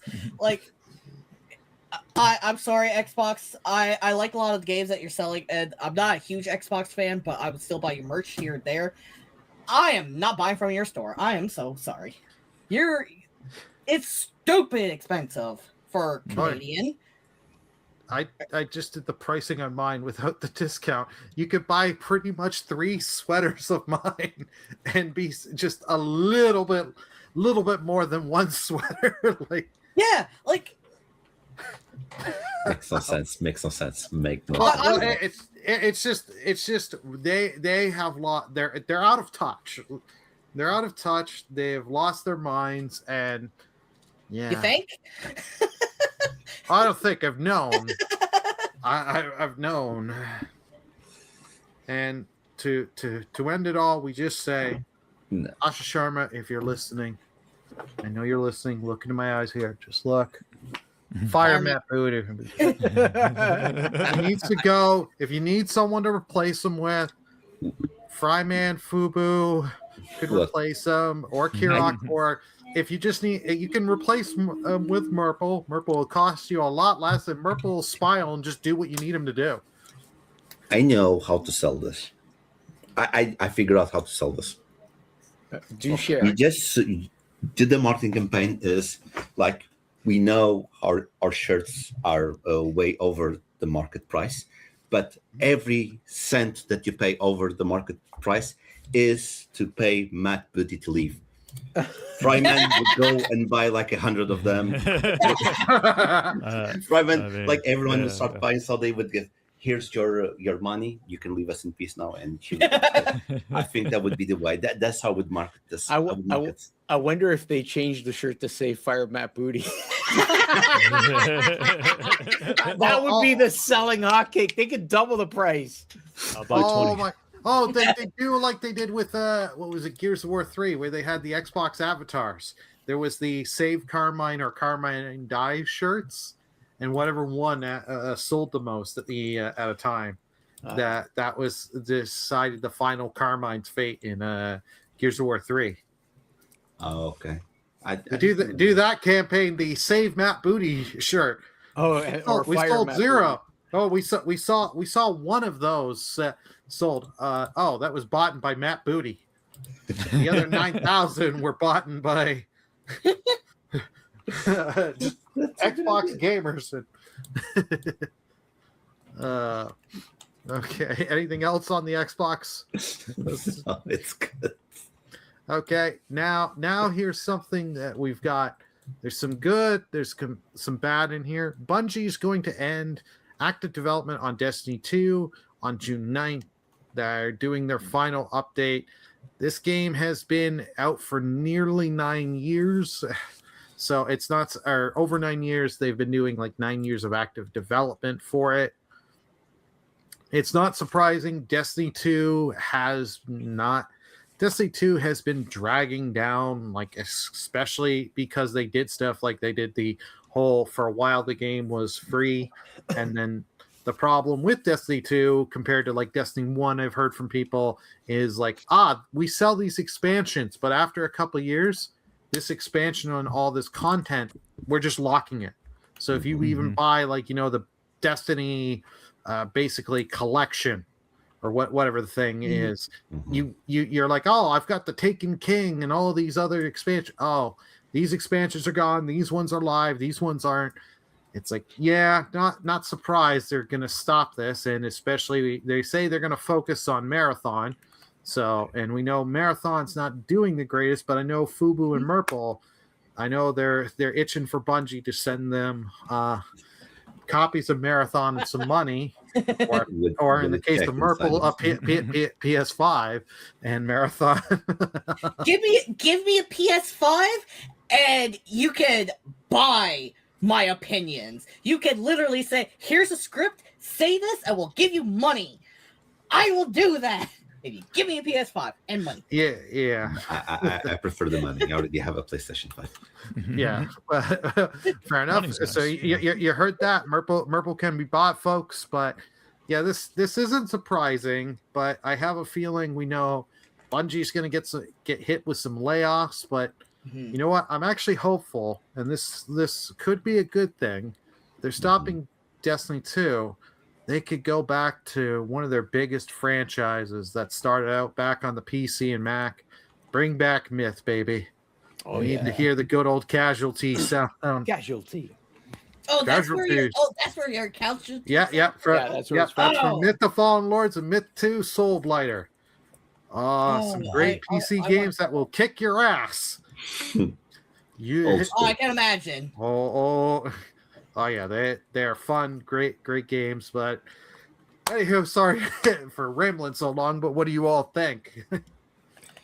Yeah, I mean, writing's kind of been on the wall because, like you said, Destiny 2, it's been going downhill. My one friend who constantly plays Destiny 2 will tell you it's like, yeah, they fucked it up, and it seems like Sony, even upon acquiring them, really just didn't do them any favors, really. So it was going to happen. I feel like, inevitably Destiny 2 was going to end development, and they were either going to move on to maybe a Destiny 3, but apparently that's been confirmed to not actually be in development, according to Jason Schreier. So yeah, it's just like I said on the last episode I was on, it's like, yeah, it's a shame that this is what's happening to Bungie, because I could easily see this starting to become a thing where this could just be the foreseeable downfall for the studio, and they might just close them and keep some of the key staff for whatever Sony wants to do in the future. Probably if they still want to go for the live service craze, they'd probably keep the ones that were that good and have them man that project. But who knows? Really, it's just it's sad to hear though, like how they've really fallen. And obviously, yeah, they could have if Merple and Fubu, got to play Marathon. If you sponsored us and gave them copies, they would have made Marathon do well. And so, yeah, if you rely on me to stay open, you would have closed yesterday. Very true. So, yeah, but yeah, I could say though that. Even though it's ending development, we don't know when Destiny 2 is going to shut down for sure. Marathon by the end of the year will get shut down. That's not a matter of if, it's a matter of when. So I think we shall see on what's to come overall, but this is not a good thing, I would say. No, agreed. Live service games are usually dead on arrival. Mm-hmm. They are. There was a time that people really enjoyed playing them. It was during the Fortnite craze when Fortnite came out and Apex Legends came out. At that time, people were more open to try these new these games, but it shifts like the panorama shift, because that's what happens. People evolve, and people got tired of playing those games because, I'm going to give an example with the AFC. It is one of those. I play it because I'm good. I'm really good at the game. If I sucked at the game, I wouldn't last. Like, I would play 1-2 months. Like, I'm sick and tired of getting my ass kicked. And that's what happens. Only like 1% of people are good at those games. That's why I don't play Fortnite. I suck. That's why I don't play Apex Legends. I had to stop playing that game because I was too busy. When I decided to come back, I lost to the power curve. Like, oh, these guys are playing way too much. I didn't want to put effort in it. Right. And yeah, because it was something new, people were enjoying it. But nowadays, people don't care. You have the what was it? Concord? What was it? I already forgot the name. The Concord. Concord. You had the other high tower. I don't even remember. High Guard. That became High Guard. I don't even remember their name. That's how memorable they are. And I swear I'm not doing this as a comedy, but I really don't remember their name. That's how forgetful they are. And yeah, I think games nowadays, these games, this type of games, are dead on arrival, and so it's not surprising that Destiny 2 is closing, because a lot of people probably are moving on from it. Not surprising that Destiny 3 is not in development, because people understood. Sony has lost a shit ton of money with High Guard, with that Last of Us Online. Concord, not Concord. Yes, sorry, Concord. They lost a lot of money with Concord. They were investing a lot in Naughty Dog for that online Last of Us game. Didn't even come out. So yeah, the shift in the gaming market is getting away from these types of games and focus, like they did with Expedition 33. Like this year is a fantastic year for single players. Resident Evil, Crimson Dawn, Pragmata, and many more. Wolverine is going to come this year. They're like, all single player games are coming back to life, and I'm here for it. I'm with you on that. Yeah. So I was just doing a little bit of checking, and I'll give you my experience of Destiny. So first off, it's a Bungie game, right? Mm-hmm. Bungie has its roots in things like what we were talking about, Myth Soulblighter, and also, if I'm correct about this, and I'm pretty sure I am, they also made Halo initially. Yep. Yes. And it was intended to be a Mac only game, and then Microsoft came along and snatched that up, and then it ended up on the Xbox. So they have a great history, a great pedigree, I guess, for lack of a better word. And I recall when Destiny 2 was initially sorry, not Destiny 2. Destiny 1 was originally brought up as, hey, this is the next big Bungie game. It's going to come out. It's going to be great. The rumor was it's the next game that's going to take you into the future for at least 10 more years. this is what I looked up. Destiny 1 was released in 2014, okay? And I remember looking at it, and that when they first showed some gameplay videos, and for those of you who know, the generation of PS4 and Xbox One consoles, that was announced in 2013. So this game literally came out a year after that, right? And I remember watching the trailers, the upcoming trailers for Destiny and Destiny 1, and immediately it didn't appeal to me. It was just the theme. I wasn't into the space thing and so on, and so I wrote it off. I was like, nah, I'm done.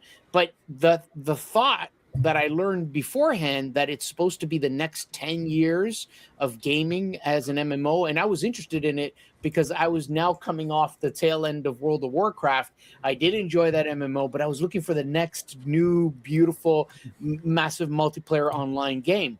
And when I saw the previews for it, I was like, no, I'm done. I don't want it. And here's the interesting fact, that expected lifespan of 10 years, Destiny 2 comes out in 2017. That's 3 years later. Yeah. Unbelievable. But they did better with Destiny 2. So they've been going since 2017, and now they're ending it. I'd say that's a pretty decent run. That's not bad at all. But it is not a good sign when you consider, and I'm basically rewording what you guys have already said, it's not great for Bungie when you consider the fact that their newest title was a Marathon, is doing poorly. It's probably not going to be here by the end of the year, as you were saying, Fryman. I don't know if there's something else that is in the works through Bungie, and because they're, you guys said they're bought by PlayStation, right? Yep. Because of that, and how Sony's been axing other developers, I'm really fearful for Bungie. Super fearful for them. I don't want that to happen to them because of their roots and what I loved initially as a video game company from that development team, right? So anyways, that's my 2 cents.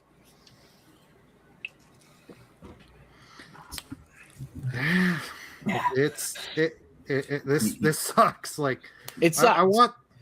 I like, trust me, I do want things to better. Like, I did play Destiny 1 a year or two after it came out, because I remember I went to Kirak will know what this is, the X. Oh yeah. And they had it in a bin, Destiny 1. I got it was a 2 for $15 bin. Got that and the Sly Cooper collection for PS3. Oh, nice. So like, definitely worth the $15. And I played Destiny 1. I didn't buy any DLC, and they had changed stuff with some of the updates. Like that, at that point, they had removed Peter Dinklage, because he was in the game. He was the orb voicing it. They removed him. And I was like, the gameplay was fine, but the story, I was like, this is mute the volume for the story, put on a podcast, put a YouTube video on instead, put an album on instead, because it just did not grab me. It was boring as hell. Like, I remember when it was my one buddy he was joining, and he was just getting me through the game, and we were just shooting the shit, talking about other shit, and maybe drinking some beers while playing. And it was like, yeah. And then I remember just seeing the thing, oh, we're Destiny 2. And I remember when they gave it away, trying the intro, and I'm like, this is just boring. Like, you've learned a little, but you didn't learn enough. You made decisions. Sony overpaid. Sony paid $3-something billion for these guys. Like, whoever thought at Sony that was worth that kind of money, you need to shoot yourself in the foot. And like, apparently, like, some of the people at Bungie is like, well, we don't want PlayStation to control and run us. Is like, well, you guys accepted their $3 billion. You kind of do it. Like, Sony overpaid, and Bungie is not the same Bungie of old, of Halo, Myth, and their old series. I want them to do well, but like, even if they were going to make a Destiny 3, it's still 5+ years before it comes out, at minimum. Just how long games take. And then it is like, is this if you come out with Destiny 3, is this going to be the game that is going to, sell you 5 million copies really quick and start recouping your game development cost? And I agree, Marathon, it might last till the end of the year, but it ain't lasting to the end of 2027. And it's like you can put new content into Marathon. Like I am hearing people that are playing it and doing like some of the reviews. Marathon is good, but at the same time, you there's not enough content there. It's like the price of Arc Raiders. It's close to the price of Arc Raiders, and Arc Raiders goes on sale a lot. Arc Raiders, they are listening to the people and their community. They're working with them. Whereas I don't think Bungie is necessarily listening to people's feedback. So No, not at all. According to my one friend, they hardly listen to anyone. Yeah. So I'm not surprised still, but yeah, what can you do? Look, at least it's better than EA. At the beginning of the year, they were saying to the EAFC community, they were saying, "We are here. We are listening to you." And people went all year, "This is bad. This is bad. This is bad. This is bad," and they didn't do anything. And they're like, "You said that you were listening to us." And my comment was, "Yeah, they're listening to you. They're not agreeing with you. That's the different things." No, they're saying, "We listen to you. We don't actually care. We're just saying we're listening." Yeah, well, we can hear you over the money printing machine. Like, we can listen to you.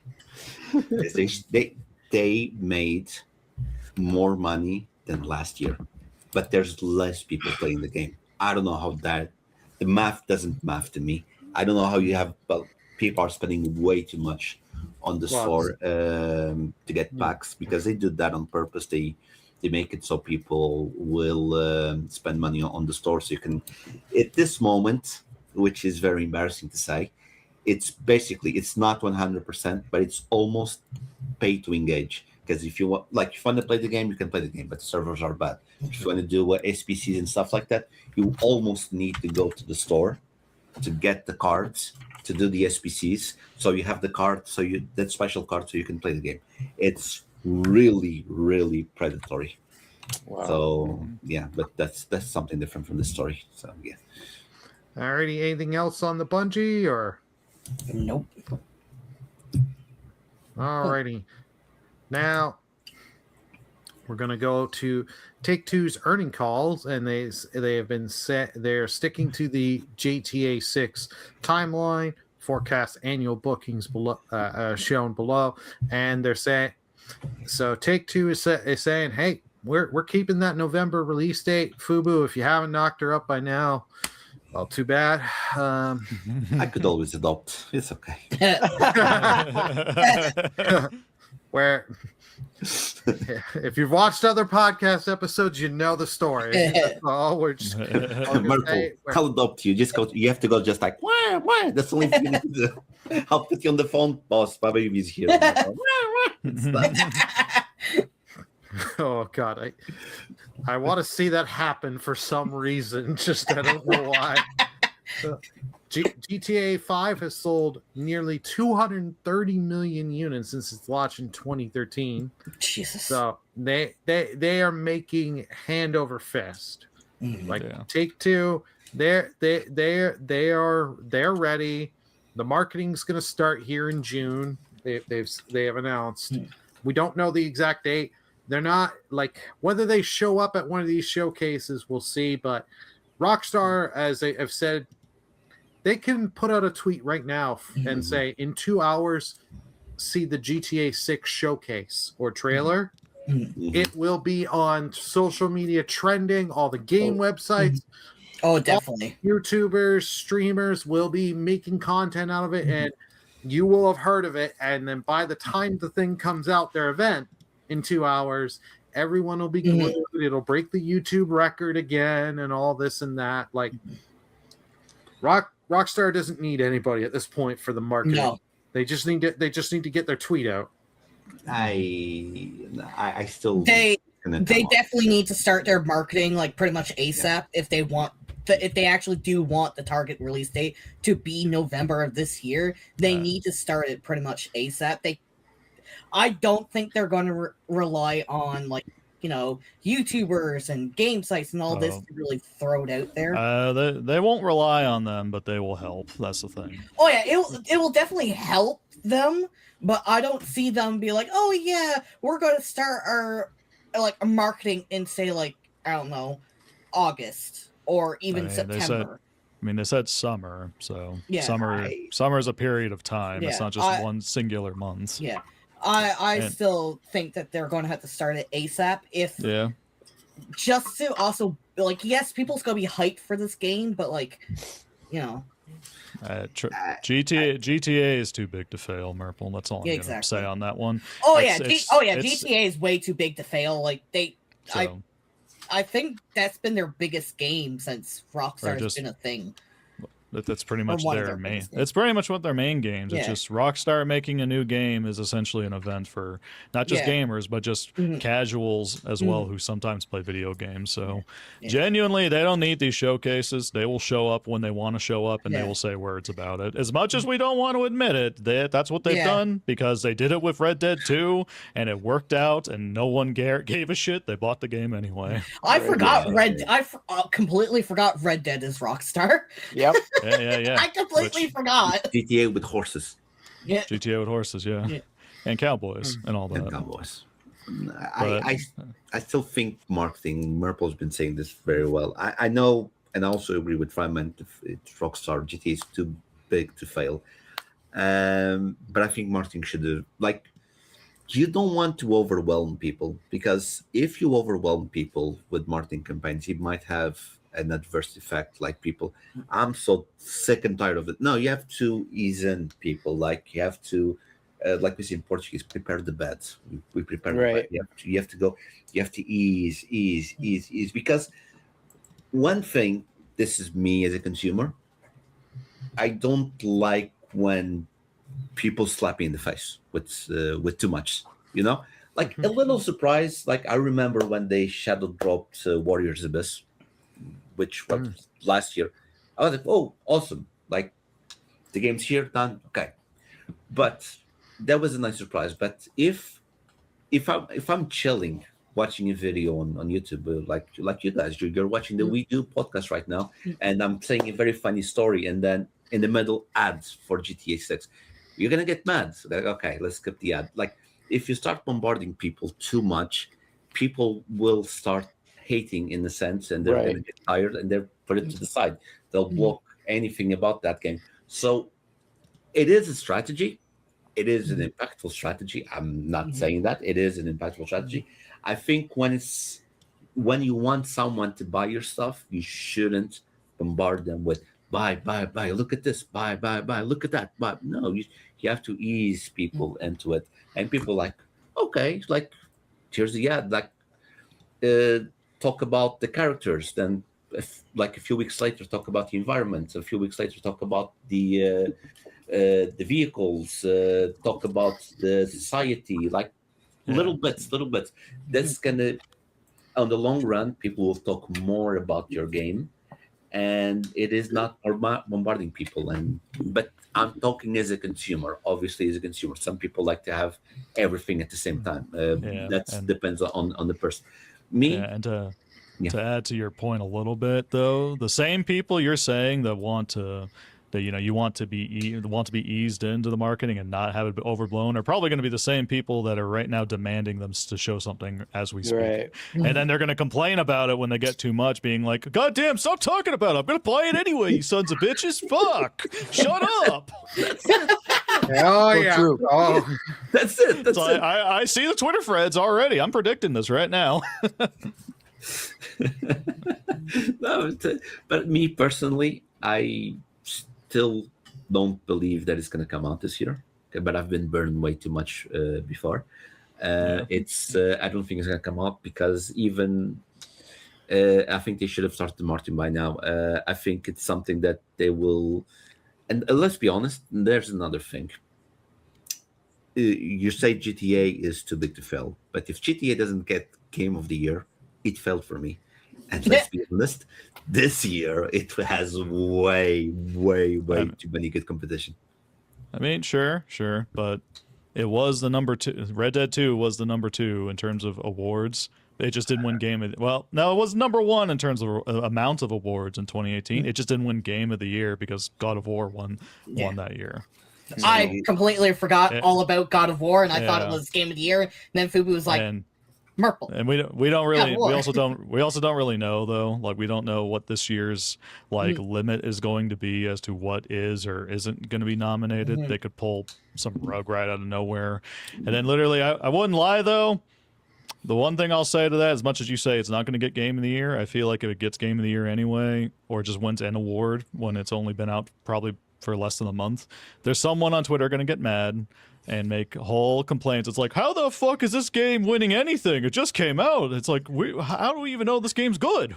And it's like, come on now. And let's be honest. Good idea to get some Twitter engagement. Let me just write that down. He's prepping the tweets, guys. He's prepping the tweets. And let's be honest.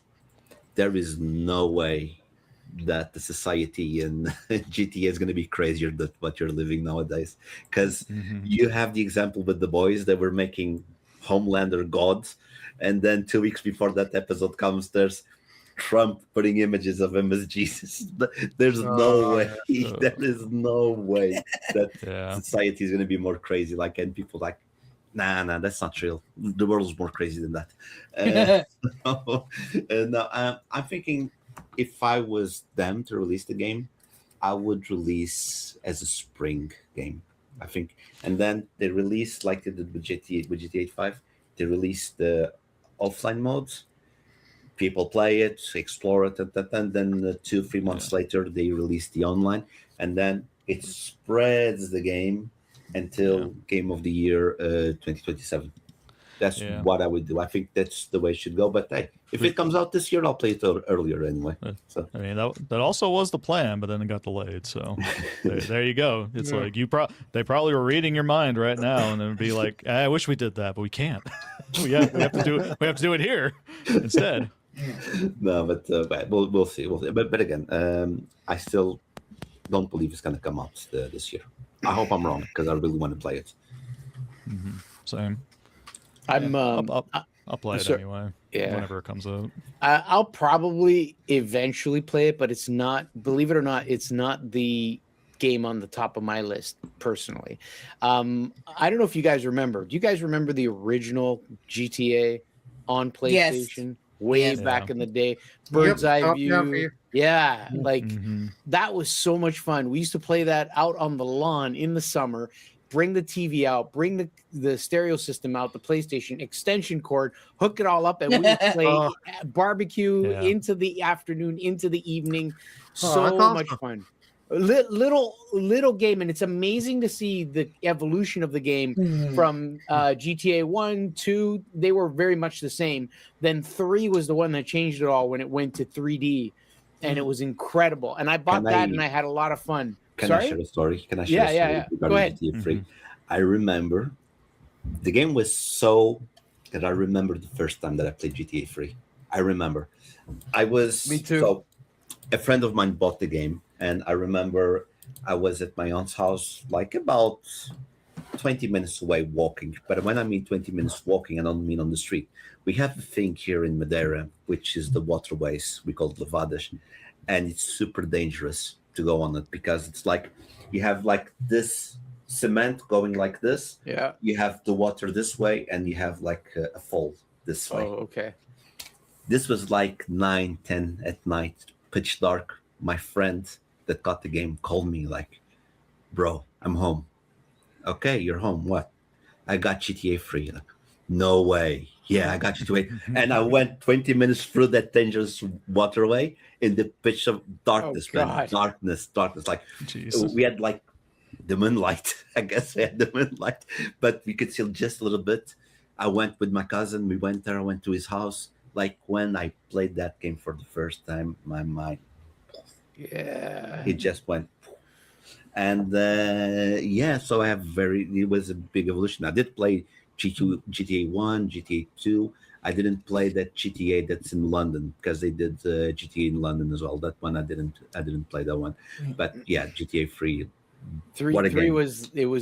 was a transformation, Was right? transformation, yeah. And I remember, much like my Myst experience, I walked into a game store. I can't remember which game store it was, and I was able to play it. They had it set up on the TV, and I played it for literally 10 minutes, and I went, okay, I'm buying it.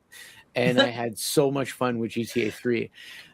Then I never really continued to keep up with it, but that was just a cool little story about its origin and my exposure to it. In this case, I agree strongly with both Fubu and Merple about if they're going to keep with a timeline of releasing it this fall, November, they should have begun already doing some marketing, even a little bit. Not Even if it's just a poster. Yeah, not a huge bombardment. You know what I'm saying? Yeah, But I mean, for just me, to go say ahead. there is at least 2 trailers, but yeah, they haven't done much marketing besides Since that. the second one, right? Yeah. But for me personally, it's not high on my list. I'm actually, I hate to say this, and people are going to hate it too. But for me, I love the fact that I'm okay with letting this one slide for a little while. Unless it's really good and I see a lot of great stuff about it, then I'll probably jump on the bandwagon faster. But I'm going for Fable, GTA Fable. Yeah. Yeah.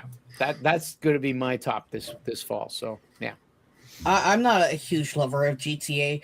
I do see, like, obviously, like, they do have a huge fan base, but, like, I just never really care for them. I don't really care for driving games. I'm very bad at driving games, as you can tell by my Mafia ones. I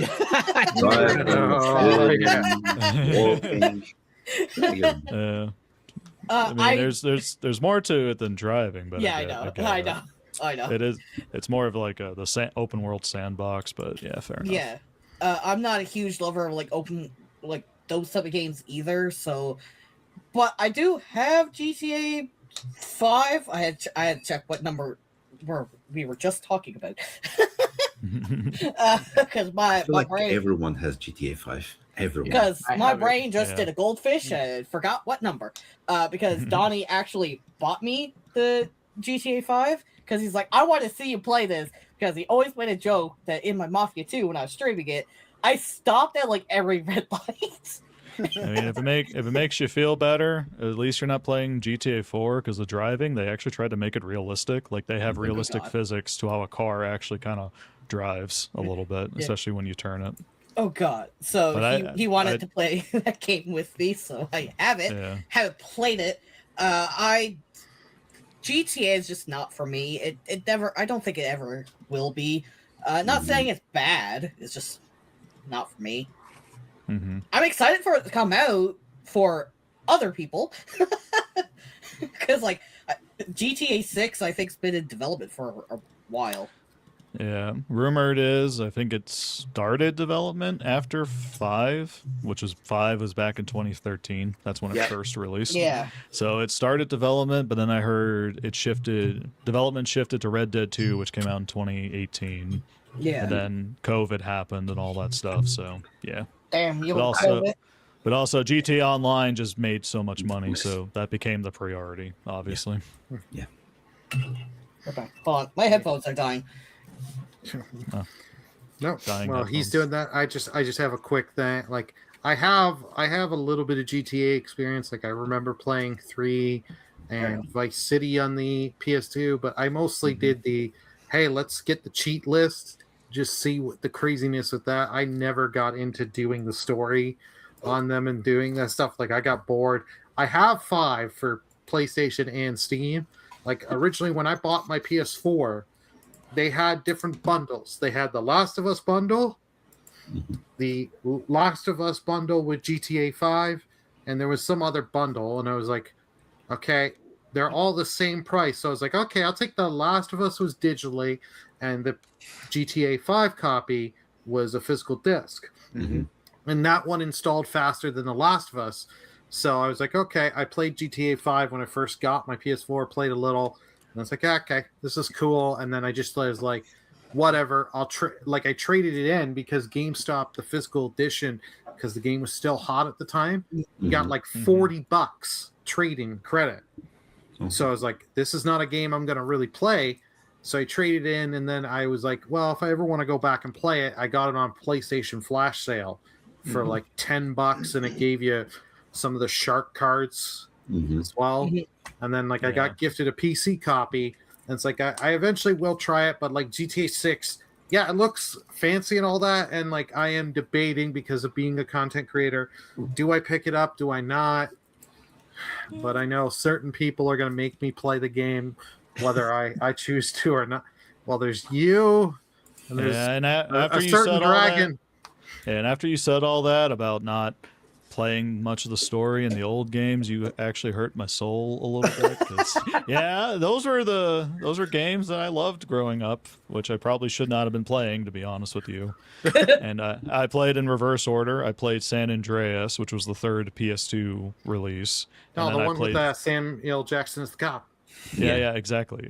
And then I played Vice City, and then I played 3, and eventually, and then for an Easter gift when I first got my PS3, I got GTA 4, which I loved GTA 4 a lot. It was that one in San Andreas. I played. Do you want to go bowling? You want to get drunk and go bowling, cousin? Yes. And then I was the final year of it was the year before I graduated high school is where GTA 5 officially came out, and I didn't have money at the time, so I borrowed my friend's copy of it, and then I finally played it, and I'm like, God, this was a great game. I got a story about getting GTA 5. That's even better to hear. So, by default, though, I am excited for GTA 6. It's just kind of weird to think that it took them this long, because by the time it comes out, GTA 5 is 13 years old, and I'm just like, God, crazy. I feel old just thinking about it. So, I'll be there. I'm curious what it is. I'm glad it's going back to Vice City, because I feel like that's a location that deserved a lot more love than just how every game, including the spin-offs, because I did play those. Almost all the games, all the main games and spin-offs took place in Liberty City, and then eventually they went back to San Andreas in 5, and now they're going back to Vice City, which again deserves more love given what it's based on. So I'm very interested to see what they do with it, and I just hope that this also means that the GTA 7 does not take another 13 years, but it's Rockstar. Oh, probably we'll never know. Yeah. We'll see how it goes. You're going to be playing it. It's going to be coming out, and you're going to have free time. I'm in the retirement home now. I have all the free time. Yeah, by the time they count to 10, that's when I'm like, all right, I'm retired. No. GTA 7 will come out in 6 to 7 years. 6, 7. Everyone. 6, 7. No. Yeah, I'm sorry for the cringe there. Fubu, what was your story? No, I remember when the GTA 5 came out. The first one, obviously, on the PlayStation 3. I didn't have any money because I wasn't working at the time.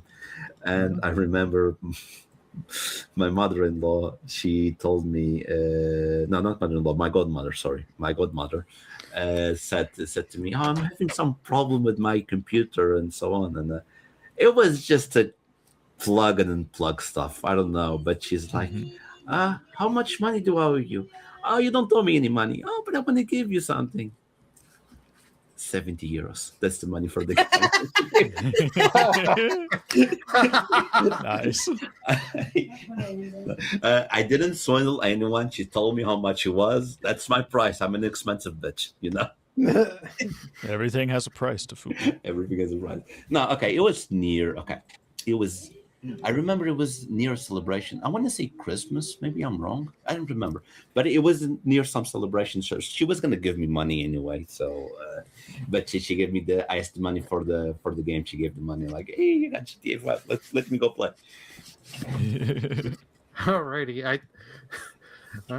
I think that's enough on GTA 6, but we do have one other Rockstar story here. Red Dead. Yes, Red Dead Redemption 2 overtakes Wii Sports in the best-selling games of all time. Wii Sports was one of the best-selling games, really? Yeah, because there's 100-something million Wiis, and they all came with it. Yeah, especially in North America, where they did actually try. Nintendo of America did go through the effort of being like, include that as a pack-in title, because Nintendo and they also no. tried to put them in homes and stuff, like retirement homes and stuff. My question here is, being on PlayStation Plus, and I don't know if it was on Xbox Pass. I don't know. Yeah, it was. If you download it, does it count as a sale? I believe certain retailer. I believe the companies do count as a sale because they have to. They have to pay the money to put these games on sale. They don't just do it out of the kindness of their heart. Obviously, of course not. Or not pay them. Or Microsoft and Sony have to pay the money, not them. But they don't. They don't just. Yeah, they don't just do this for free. So it counts as a sale. That explains a lot, because being such a big game and being on these Xbox passes and PlayStation Plus, and a lot of people, like, I don't download it because I already have the game, so I don't download it. But for people that don't have the game and they download it, it counts as a sale. So that's why it makes sense why it's on the PlayStation Plus now. So it racks up more sales and gets to the top. Okay. I had that question, but yeah. It's sold it's 85 million. It's also currently on sale on PC for $15 too. So next week it's on the Epic Game Store. See, I have not played it. I've played bits of the original Red Dead. It just didn't get to me. But I have seen like the whole game. I've seen people stream it. It looks like like the story has me interested, but it didn't grasp me, and I have not seen enough to make me like I need to sit and play Red Dead. But good on them for selling so much. And like you can tell with the acting and stuff, all the stuff they put in is a good game. Yes. It's really good. I love it. I played it. You played it? Yeah. So yeah. I played the game. I streamed it when it came out back on my Xbox One X. On that system, I played it, and I have it still. I played the game to death. It was so good. I maxed out all the things that you can do in collecting the materials needed to upgrade your pack to carry stuff, your weapon pack, and so on. I had a ball. In fact, I think on my Twitch channel, I have a video, one clip that somebody took, where I fell from the top of a mountain and I went all the way down. And then it killed me. Every single time you do your BRB screen, I see it. That one just makes me die laughing. It's so funny because only BRB clip that makes me just burst out laughing. I laughed so hard when it happened. It was insane. But I played the first Red Dead on PS3. Actually, not a lot of people know, but the actual original is called Red Dead Revolver. Yeah, that's the true first one. Then they released Red Dead Redemption, I think, and now Red Dead Redemption 2. So it kind of fell off the count scale, but this game is so good. One of my favorite things to do in this game, I'm not going to spoil anything, but you get to a point where your camp expands and you have a bunch of people in your camp, and around your camp there are boxes just full of whiskey bottles. And all I would do is drink whiskey.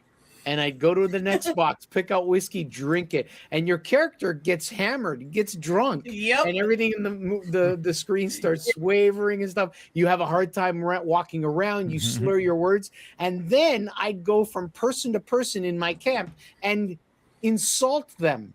Yeah. It was fantastic, and I just kept insulting people until one of them came over and knocked my lights out. And then I woke up further down the camp on the trail, and I woke up and got up. It was like my favorite thing to do. So much fun, so much fun. That's good. I'm happy that they hit this milestone. Sorry, go ahead. I played it technically on the PS4 because this was when I first got my PS4. I know the PS4 is old, but I got it like much later in its lifetime. I think my first time I got it was in 20. I want to say probably 2018 is when I got it, something like that. I actually first got introduced to Red Dead through one of my friends because she was playing it. Same friend that introduced me to the Witcher series, honestly. So I was playing both games side by side, The Witcher and Red Dead, and I loved it. Obviously, I love Witcher more because I'm a Witcher fanatic at this point, or whatever the word is. I don't think I used the right word. But like Red Dead was still really good for the type of games I like. I sucked at it because I suck at shooting, but yeah, the game was still really really nice. I love the voice acting, love the character dynamics. The ending, oh my god, the ending got me. Mm-hmm. And then finding out that there's another ending, I was like, what is it? I'm trying to be very vague. Yeah. The epilogue. Yeah, I know what you're talking about. Yeah. Isn't technically Red Dead 2 supposed to be before Red Dead? Yeah, it's because a of the prequel. epilogue. Correct. Yeah, it's a prequel. because in the epilogue it shows the main character from Red Dead. Yeah, like as a kid. Exactly. Yeah. It's great. Like the gameplay. Look, I'm looking at it on Steam right now. It's on sale. Who mentioned that it was on sale? Somebody did. Yeah, Fry. Dude, it's $20 Canadian. That is a steal for this game. It is. If you have a system that can handle it, buy it. You will not be sorry. Yeah, Plain and and simple. and also get the bundle that has Red Dead 1 as well. It's 40 US, probably 60 Canadian, right? Something like that. Give or take. Ooh, I'd have to look for it. You just scroll down if you're still on the Steam page. Yeah, I am. I'm trying to see where it is. Oh yeah, bundle, $54.88 for Red Dead Redemption 2 and Red Dead Redemption. Let me just phone up my dad and be like, "Oh, Dad, I know what I want is a late birthday gift." Do you love me, Dad? He's probably gonna look at me as like, "No, I'm not paying for a game." Oh, come on, Dad. Well, speaking of pricey things and selling, Oh yes. Oh, Omega here they've partnered up with 007 and made the Diver 300M. This watch looks very nice. It's going to be in the actual game. Looks nice. Canadian $12,600 Oh! tax. This looks nice, but 5-year warranty. Well, you promised each of us one of those, right, Burley? Yeah, Burley. You're gonna pay us for that, right? I wish I had the money to throw and get us all watches like that. I'm tired of my Temu watch. Like that doesn't even turn on, man. I need a watch. Just do the Oprah Winfrey thing. You get a watch. You get a watch. You get a watch. Yeah. You get a watch. If I had Oprah Winfrey money, sure, and I'd buy a PS5 too while I'm at it. But sadly, I don't have Oprah Winfrey money. Not yet. I'm working on it, but sorry, Oprah. I still love you. Well, I have an idea. They could sponsor the WeDo channel. They give a watch to each one of us. Yeah. That's a good one. That's a good one. Did they ever release a video game? Like, has this happened before? I mean, I'm pretty sure for 007 movies, they've done this before for movies. But have they done this before for a video game? No, and the closest one they've done it for is recently Hamilton did one with Resident Evil Requiem, and also Porsche did it because they put a Porsche literally in the game as Leon's car that he uses. Okay. So that's the most I would say, but yeah, they've a lot of brands have done this before. It's just like it's weird that it's a watch company that is doing this with a video game. And not only did we get the announcement of the watch, we also got the official launch trailer for the game. And you guys should be seeing it. And it looks great. I'm still gonna buy it day one. It comes out here very, very soon. Very soon. I'll Wednesday. be there day one. It's on the watch list. Be sure to watch the watch list. Exactly. Oh yeah, it's on the watch list. That's right. Yeah, it's out next down Wednesday. the line site. If anyone streams it, I'm going to be there. I'll be like, okay, yep. Even if this is day that I'm streaming, I'm going to be like, fuck my stream. I'm watching other people play this game. Your stream is watching other people stream. Yes. Yes. Yeah. Because this game looks so gorgeous, and it looks fun. Quite honest. Yeah. No. As a 007 fan, I'm excited. So I know. You heard what I said in the watch list, right? Yes, I did. Yeah. Brian wants to get his grubby little hands. Yes. The one good thing is my controller shipped, so it'll be here day one as well. Nice. So. Nice. And what would be really cool, but this is not going to happen, but it would be really cool if that watch that Omega makes somehow tied into the game and did something with the game. That would be freaking fantastic. But that's a wish on my part. But like it makes noises like Jane, like it's one of his watches. It vibrates when you're sneaking around and an enemy sees you.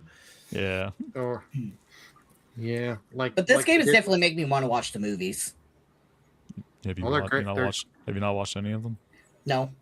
Not from what I remember. You have a lot to pick from. Yeah, especially if you watch in chronological order. Yeah, there's a lot. Yeah. Just know most of them are a product of their time, especially. You have to watch the Sean Connery ones. Daniel Craig was great and he did great, and there's good Pierce Brosnan ones, but you have to watch the GOAT, Sean Connery. Yeah, those are the ones. Timothy Dalton was okay, and Roger Moore was funny, but not all his movies were great. And On Your Majesty's Secret Service was fine for what it was supposed to be, but it doesn't age well, in my opinion. That's fine. I may have saw some of the 007 because I think my dad's a fan of 007. It's either my dad or my sister, one of the two of them. You got time, Merple. You got time. So I probably saw some of them growing up, but I don't remember, and I kind of want to watch them now because of this game. You probably have seen them. Yeah, I'm waiting for the Switch 2 version of the game because my community supported me and got me that. So I'll have to wait. It's not. I didn't buy a PC version. I don't have to play it day one, and I know Fryman's just give. I'm just sitting there alone, like you're full of shit. You definitely have it for computer. Yeah, you'll be there. You'll be there day one. No, I don't. No, I don't. Yes, you do. No, yes, you don't. Yes, you do. You're not Levi. You're not Levi. You don't have the Mangekyo. No, but I have Jedi or Sith powers. I'm Jedi. I say no. No, but Fubu's the last Jedi. He is behind me. I'm just a Padawan. I don't have any power here yet. Alrighty. At least it's not Jar Jar Binks. Oh God. Well, let's go to the topic of the show, and I know this one might be a little long of one, but Sony announced a State of Play is returning June 2nd at 5 p.m. Eastern Standard, and kicks off with over 60 minutes. They let us know Wolverine is coming. No shit, because you got the game coming in September. You kind of need to start that marketing, and I need to start promoting it. Mm-hmm. Yeah, like I think we're gonna open Wolverine and get stuff because it's coming September 15th. But we do have a few ideas of what will get shown. Like their Fair Games, they did some changing of their name for their one game that they've got coming. So there's rumors we're gonna see that. Intergalactic's a possibility, but I have this one's a little bit of a high in the sky, but if they do this and show this, it'd be a great ending. The end with Final Fantasy VII Remake Part 3, call it Reunion. Give you the teaser trailer and give you the, it's coming 2027. That would be a good ending. That would be a good ending, but here's the one that's, and I once I say it, Merple may squeeze, so if you have to take your headphones out or cover your ears, I apologize, because this has been rumored for so long that they're going to do an actual update for The Witcher 3 and give some new quests and stuff to free update to get people ready for Witcher 4. I heard about that. They're planning on putting on new DLC. I've heard so much about it. They're like, oh, this is going to be like an actual... if anyone had played The Witcher 3, which if you haven't played The Witcher 3, go play it. Barely. But a lot of people are. He didn't play it. No. What? I played a few hours. I just did not get into the game. Yeah, he Kira. Thank you. Come on, Blood of the Dawn Walker is going to be good because you get to be a vampire and steal people's blood. But yeah, a lot of people are saying like this new DLC. I'm using DLC very loosely because I think it's just more along of an update more than anything, kind of like how they did an update for the it was like a few quests and armor that tied in with the Netflix shithole. Yeah. But I heard rumors of saying like, oh, this DLC is going to be feature length, kind of like how Blood and Wine is. It's going to be just as long as Blood and Wine. I don't believe that. I don't think they're going to make a feature length, almost like Blood and Wine type of DLC. If anything, I could see them adding in like new quests here and there, probably new items, possibly update graphics. They might update the graphics, they might not. They might just leave it the same. I could see them definitely putting in new armors, more swords, probably new NPCs that could allude to Kovir or talk about Kovir, because yes, that they confirmed that The Witcher 4 is going to be in Kovir. That I could see them doing, trying to again tie into The Witcher 4, like they were saying. I highly doubt it's going to be, like I said, like a feature-length Blood and Wine DLC, because a lot of people's like, oh, you're going to go to Kovir. I'm like, no, you're not. I doubt it, because why would you go to Kovir just to tie into The Witcher 4? That, to me, makes zero sense. Yes. Like I know that's where The Witcher 4 is going to be taking place, so but it makes no sense for Geralt to do it because of how they ended Blood and Wine. Because yes, it's confirmed that Blood and Wine is technically the ending of the whole game. Like Geralt retires, he's no longer a Witcher. So I'm like, for them to be like, oh yeah, Geralt's going to come out of retirement, go to Kovir, and like, I'm like, no, it's just probably just going to be updated like quests or like maybe some bug fixes. Who knows? Mm-hmm. I would love to see more Witcher 3 stuff. Witcher 4, I would love to see more on that, but I think we're nowhere near that at all yet. I could be wrong, but yeah.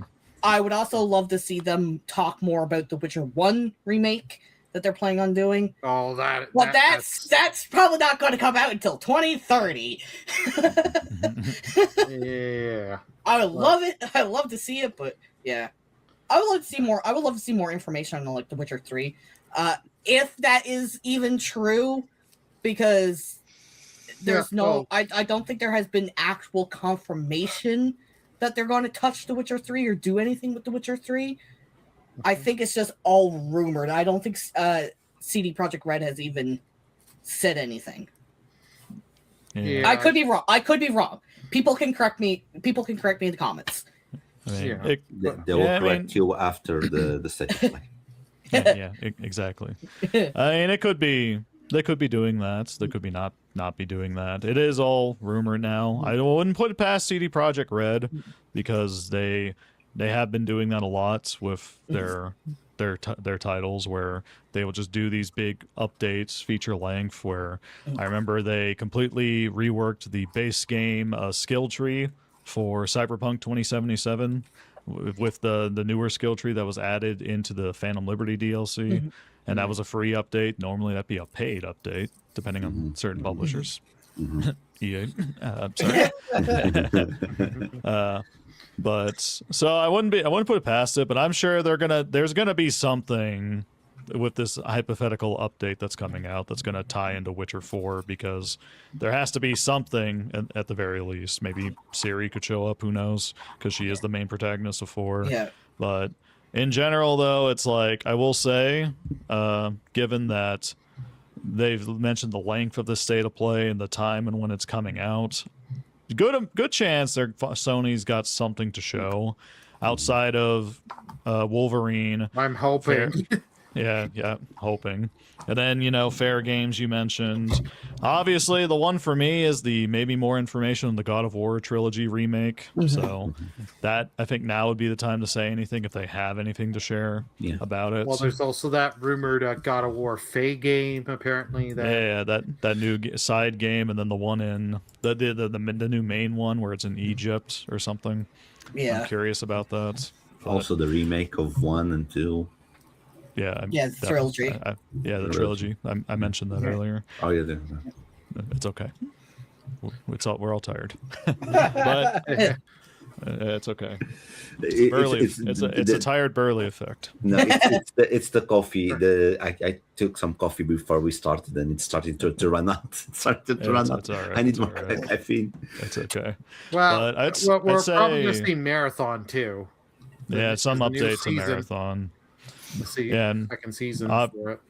Yeah, and then obviously maybe Intergalactic, if it's not going to get shown here, it could get shown at too early. The summer game fest. I mean, I don't know about too early. We haven't heard from him in like 2 years. For a while, so years. It got shown as the one more thing at the second one, the second before the one more thing in the 2024 Game Awards. I was there. Burley was there too. We were there. Yeah, we were at the Game Awards. yeah. I wish I was there.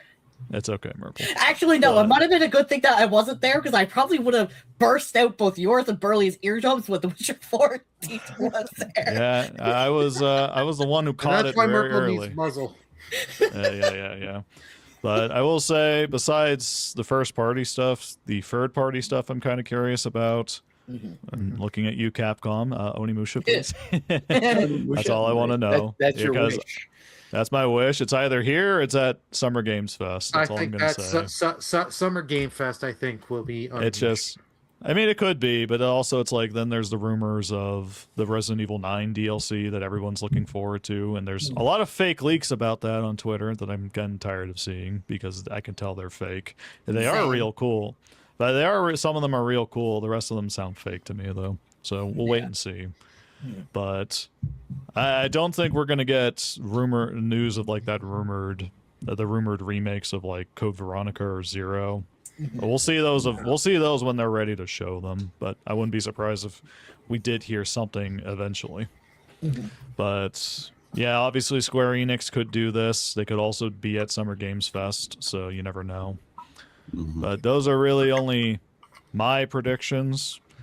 Primarily what I think is going to get shown, but for sure though, given that it's a 1 hour show, and like now, as I don't know if you've shown it all, but in the US at the Alamo Drafthouse, which is a big well-known theater chain across certain states, it's at the very bottom, or it's in the middle actually. You scroll up a little. Yeah, you're actually going to be able to watch this in a theater. You got to keep scrolling. That's cool. Oh, that's a good experience. Yeah, it's some popcorn. Yeah, that's good. You skipped it. Never mind. You got to go down, Burley. Go down. Right. What the fuck? It's not in this article here. No, it's in this article because I just read it. Here, scroll down. Control F, Alamo, and it should go there. Yeah, I mean, we don't need to. No comments. No, that's weird. Comments. It could be because. It could be because it's a Canadian article. I don't know. Maybe Canadian. Maybe. Because I see it clear. I see it honestly. Okay. But it could just be me. So I want to say, because you just brought it up, Intergalactic. So as far as predictions, my prediction goes, I think they're going to show a lot more of that. In fact, I'm going to be super specific, intentionally, so that I like making predictions usually that are so unlikely to come true, but if they do, I called it. So for Intergalactic, I think they're going to dedicate at least 7 minutes to that. So it'll be like a promotional video for the game, the kind where they show some gameplay and then they show developers and people like the lead director and whatever sitting and talking about it. Then they show clips back to the game. I think that's what's going to happen. They'll show gameplay, story. They'll lean into that. And I'm going to also go out on a limb and say that they're going to give us a release date. Yeah, I could see that. Yeah, it'd be good to know, but I don't. Yeah, not necessary, but I'm gonna do that because I want to be so specific that if it happens, I can say I told you so. Yeah. And as my wish, which I strongly doubt, and you know about this, Burley, and that is Beyond Good and Evil 2, the dead horse that's been in the winds. I want to see something about that. Hopefully, I don't know. Ubisoft should be concentrating on that rather than freaking remaking Black Flag. Anyways, that's my Yeah. Hey, fair. That's my prediction, and that's my wish. I was gonna say it when we were talking about the game, but I could see them maybe making small snippet of actually GTA. Not dedicate a whole lot about it, because I do feel like maybe this might be a good spot for them to release a trailer or anything. Yeah. That's up to Rockstar, though. But it's up to Rockstar if they're going to do it. I think this would be probably a smart move of a marketing standpoint. I'll throw it here. I'd be like, hey, GTA, remember, it's coming out this date. I mean, people already knows what day it's coming out, but like, you know what I mean? Yeah. It'd be good for Sony. It'd be good for Sony to have it. And also too, it'll be good for Sony because the people knows like, oh hey, we're going to get a Rockstar or not Rockstar trailer. We're going to get a GTA trailer in this. I gotta watch this whole thing to figure out where's Sue. I mean, after the fact, when it's uploaded, it's no longer live. They could just skip around, but like, while it's live, you gotta watch it to figure out where's Sue. Yeah. No, that won't happen though. But that would be nice. No, but you know, it would still bring people, more eyes to it. If I feel if they have that there, but I don't know if they're going to have GTA 6 in it. They might not, but be wishful thinking. It'd be good for marketing again for both, I guess, the PlayStation and GTA. But well, that's all up to Rockstar. Yeah. But the other one do PlayStation game we do know that will most likely be there is the Marvel Tokon, because that releases in middle of July, I think it is. I forgot that game was coming out. Yeah, it's the last PlayStation game that you're getting on PC for a while. Yeah. Technically Phantom Blade Zero, because they're co-publishing that, and it is on console exclusive on PS5 for now, but that's the technicality. But yeah. True. Fair enough. And up in the air if they'll put their games onto PC. No, they've confirmed they're not doing it now. Not anymore. Not the single player games, I should say. Multiplayer is yes. So you really need a PlayStation 5, Marble. Yes. Yeah, this will be the showcase to get him to get a PS5. Yeah. Well, right now I Poe. Unless if you want to buy it for me. Look, if my OnlyFans goes far with sales, I'll get you one. All right, sell more feet pics. Yes, exactly. I'm not doing it on OnlyFans. Okay. My wish that I'm sure it won't happen, and I'll explain why, is the Final Fantasy VII Part 3 announcement, a teaser trailer. I personally think they will leave for the summertime, Summer's Game Fest, something like that, because it gives that time they can start promote the game, because I think would be a nice time for the game to come out next year, which would be 30 years since the original anniversary. Yeah, 30-year anniversary. Yeah, it's we're old, guys. We're old. Not you, Marple. You're young. You're a baby.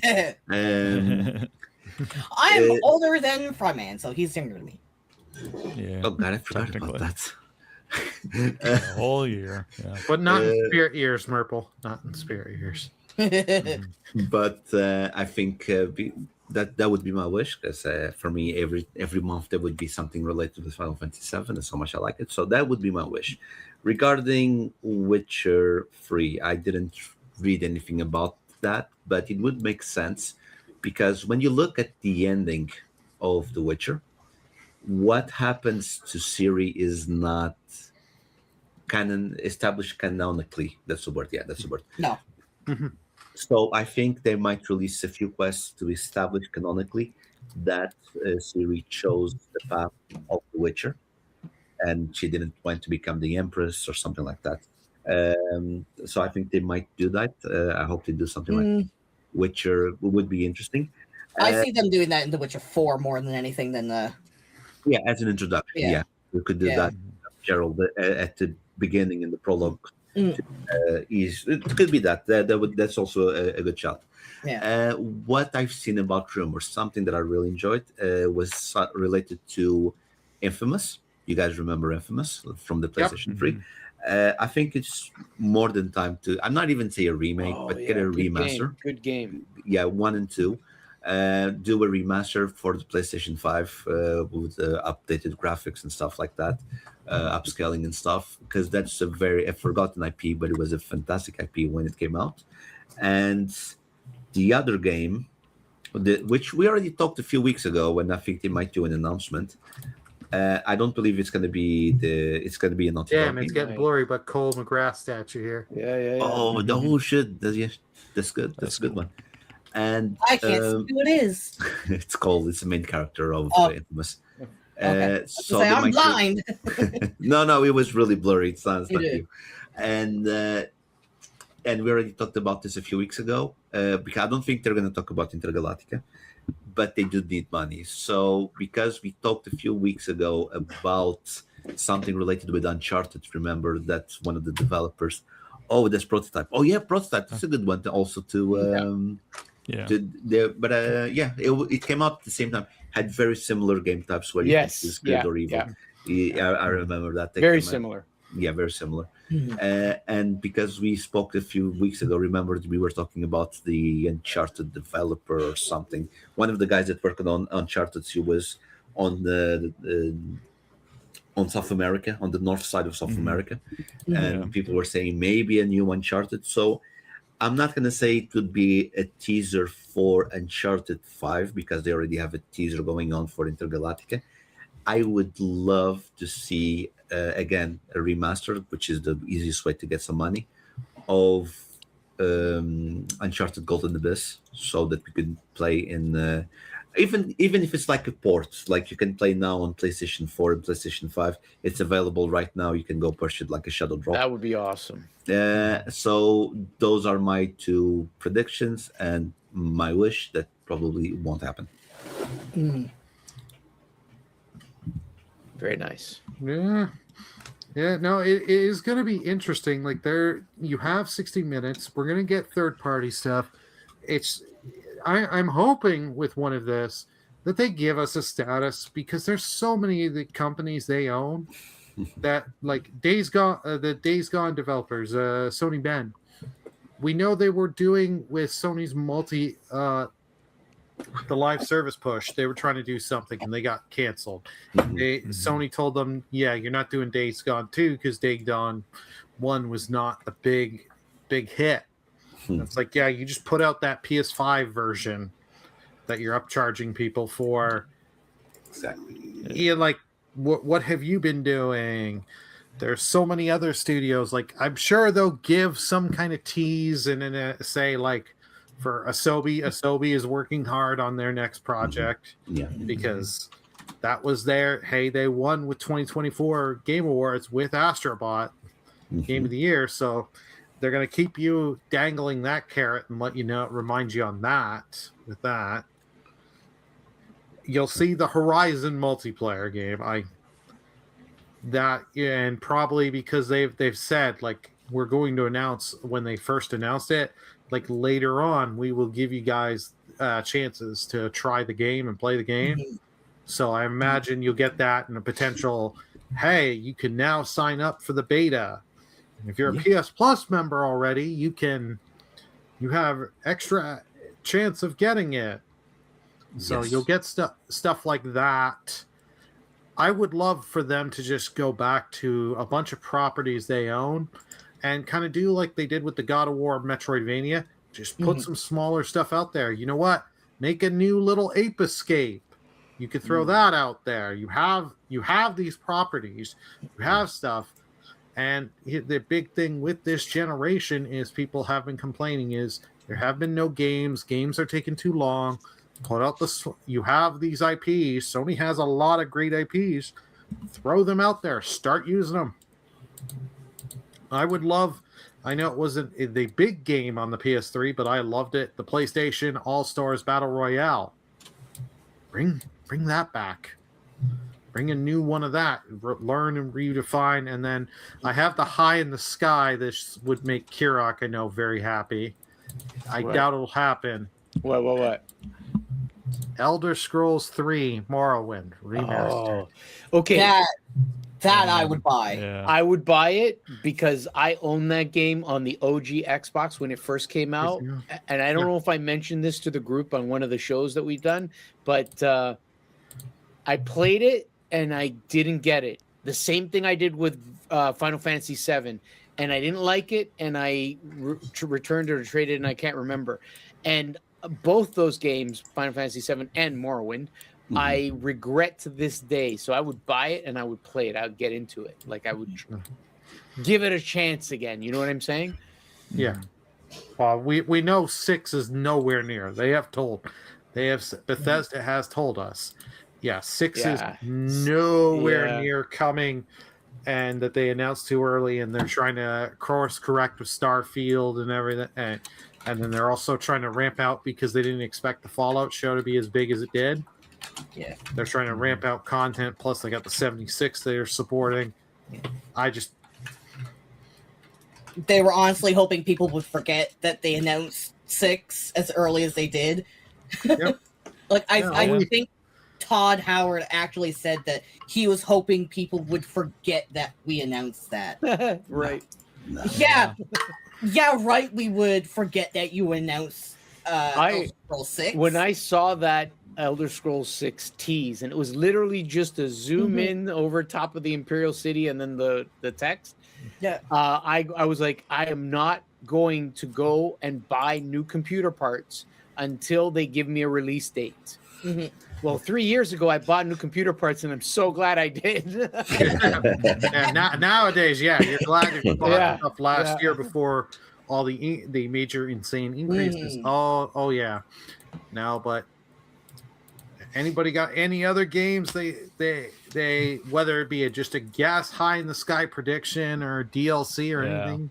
I'll say this. I will say it would be cool if Bethesda announced something like that, although it probably won't be Morrowind because the rumor is they're remastering Fallout 3 or New Vegas next. So that could be a possibility because the show, just came and went. Season 2 of the show came and went. So now would be the time to do something like that, but we'll just have to wait and see.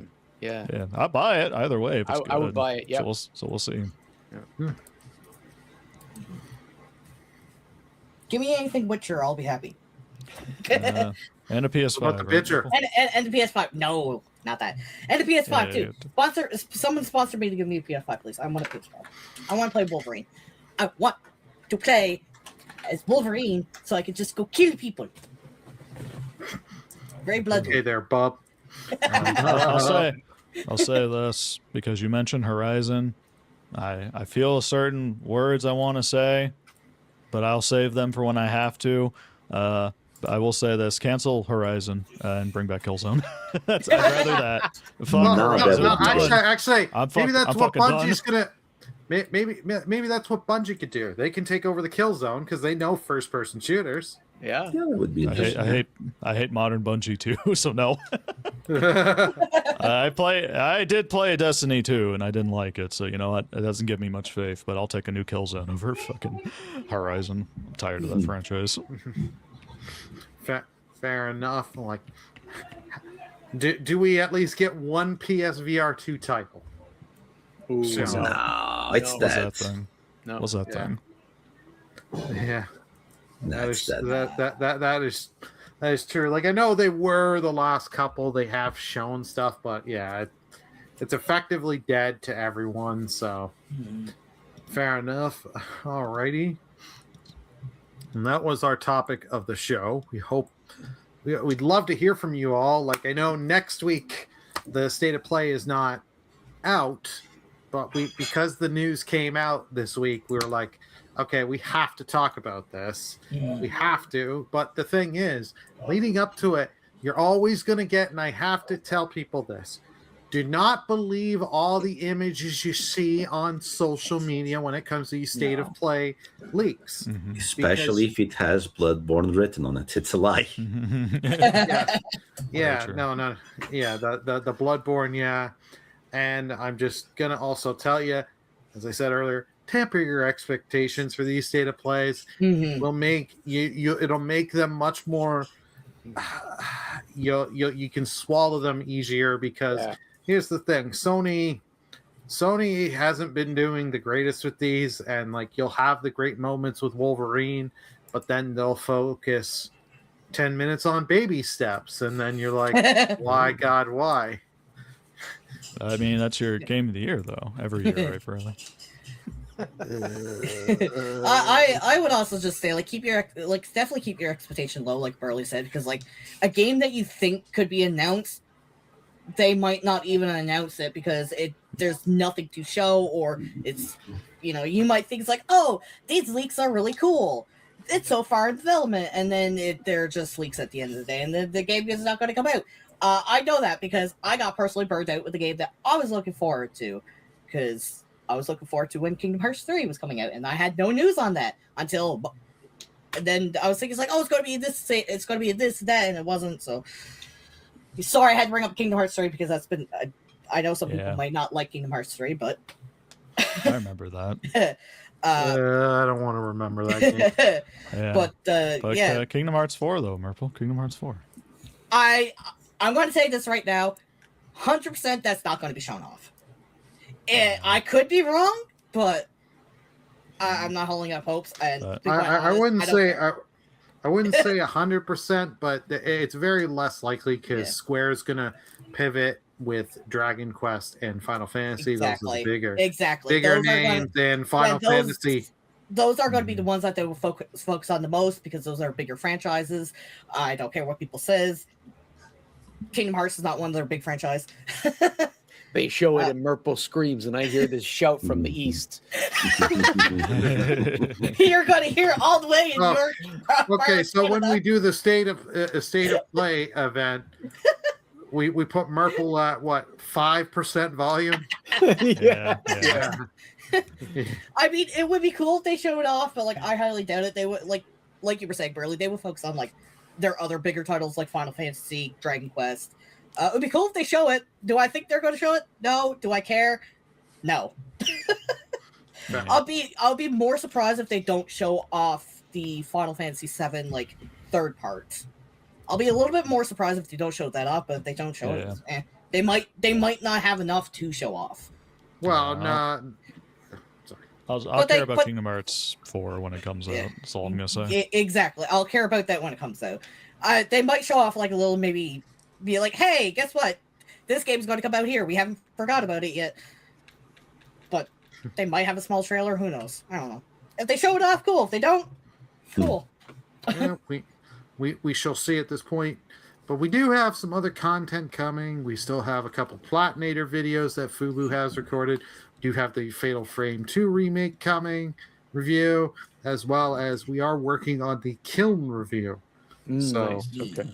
So that one will be coming in X amount of time, and then when Fryman does beat Mouse PI for Hire, we will do that.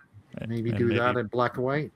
maybe Pragmata. Don't forget that. I'm also playing that. I've just been lazy. Fair enough. Yeah, I have been lazy on that too. I haven't even started it, so it cannot be Kirok affected. I don't have it, so. I mean, I've already beaten it, you slackers. Get out of here. Okay. All right, he's gone now. Oh wait, no, he's back. Never mind.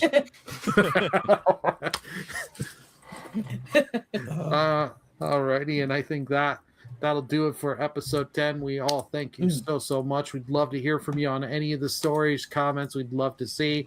Don't forget to hit that thumbs up button. It really does help. If you're new here and you like the content, hit that subscribe button. Hit that notification bell to get notified, because sadly, YouTube and notifications when videos drop, they suck. Yeah, they do. YouTube gets it right one day and then wrong the other day. And we had this happen with last week's episode where it posted on YouTube. I had set the timestamps, but there was a global problem with YouTube on timestamps, and I noticed a couple minutes in, so I pinned the comment with the timestamps. We do put them in the description. If I see that again happen with this, it will be a pinned comment. So if you do want to go back or go to certain stories and stuff like that, you will have that. Just know that is not an us thing. That is YouTube. But anywho, I think that's enough rambling. We all thank you so much. See y'all next time. Bye. Bye, guys. Bye-bye. Bye bye. Episode 10. Yeah.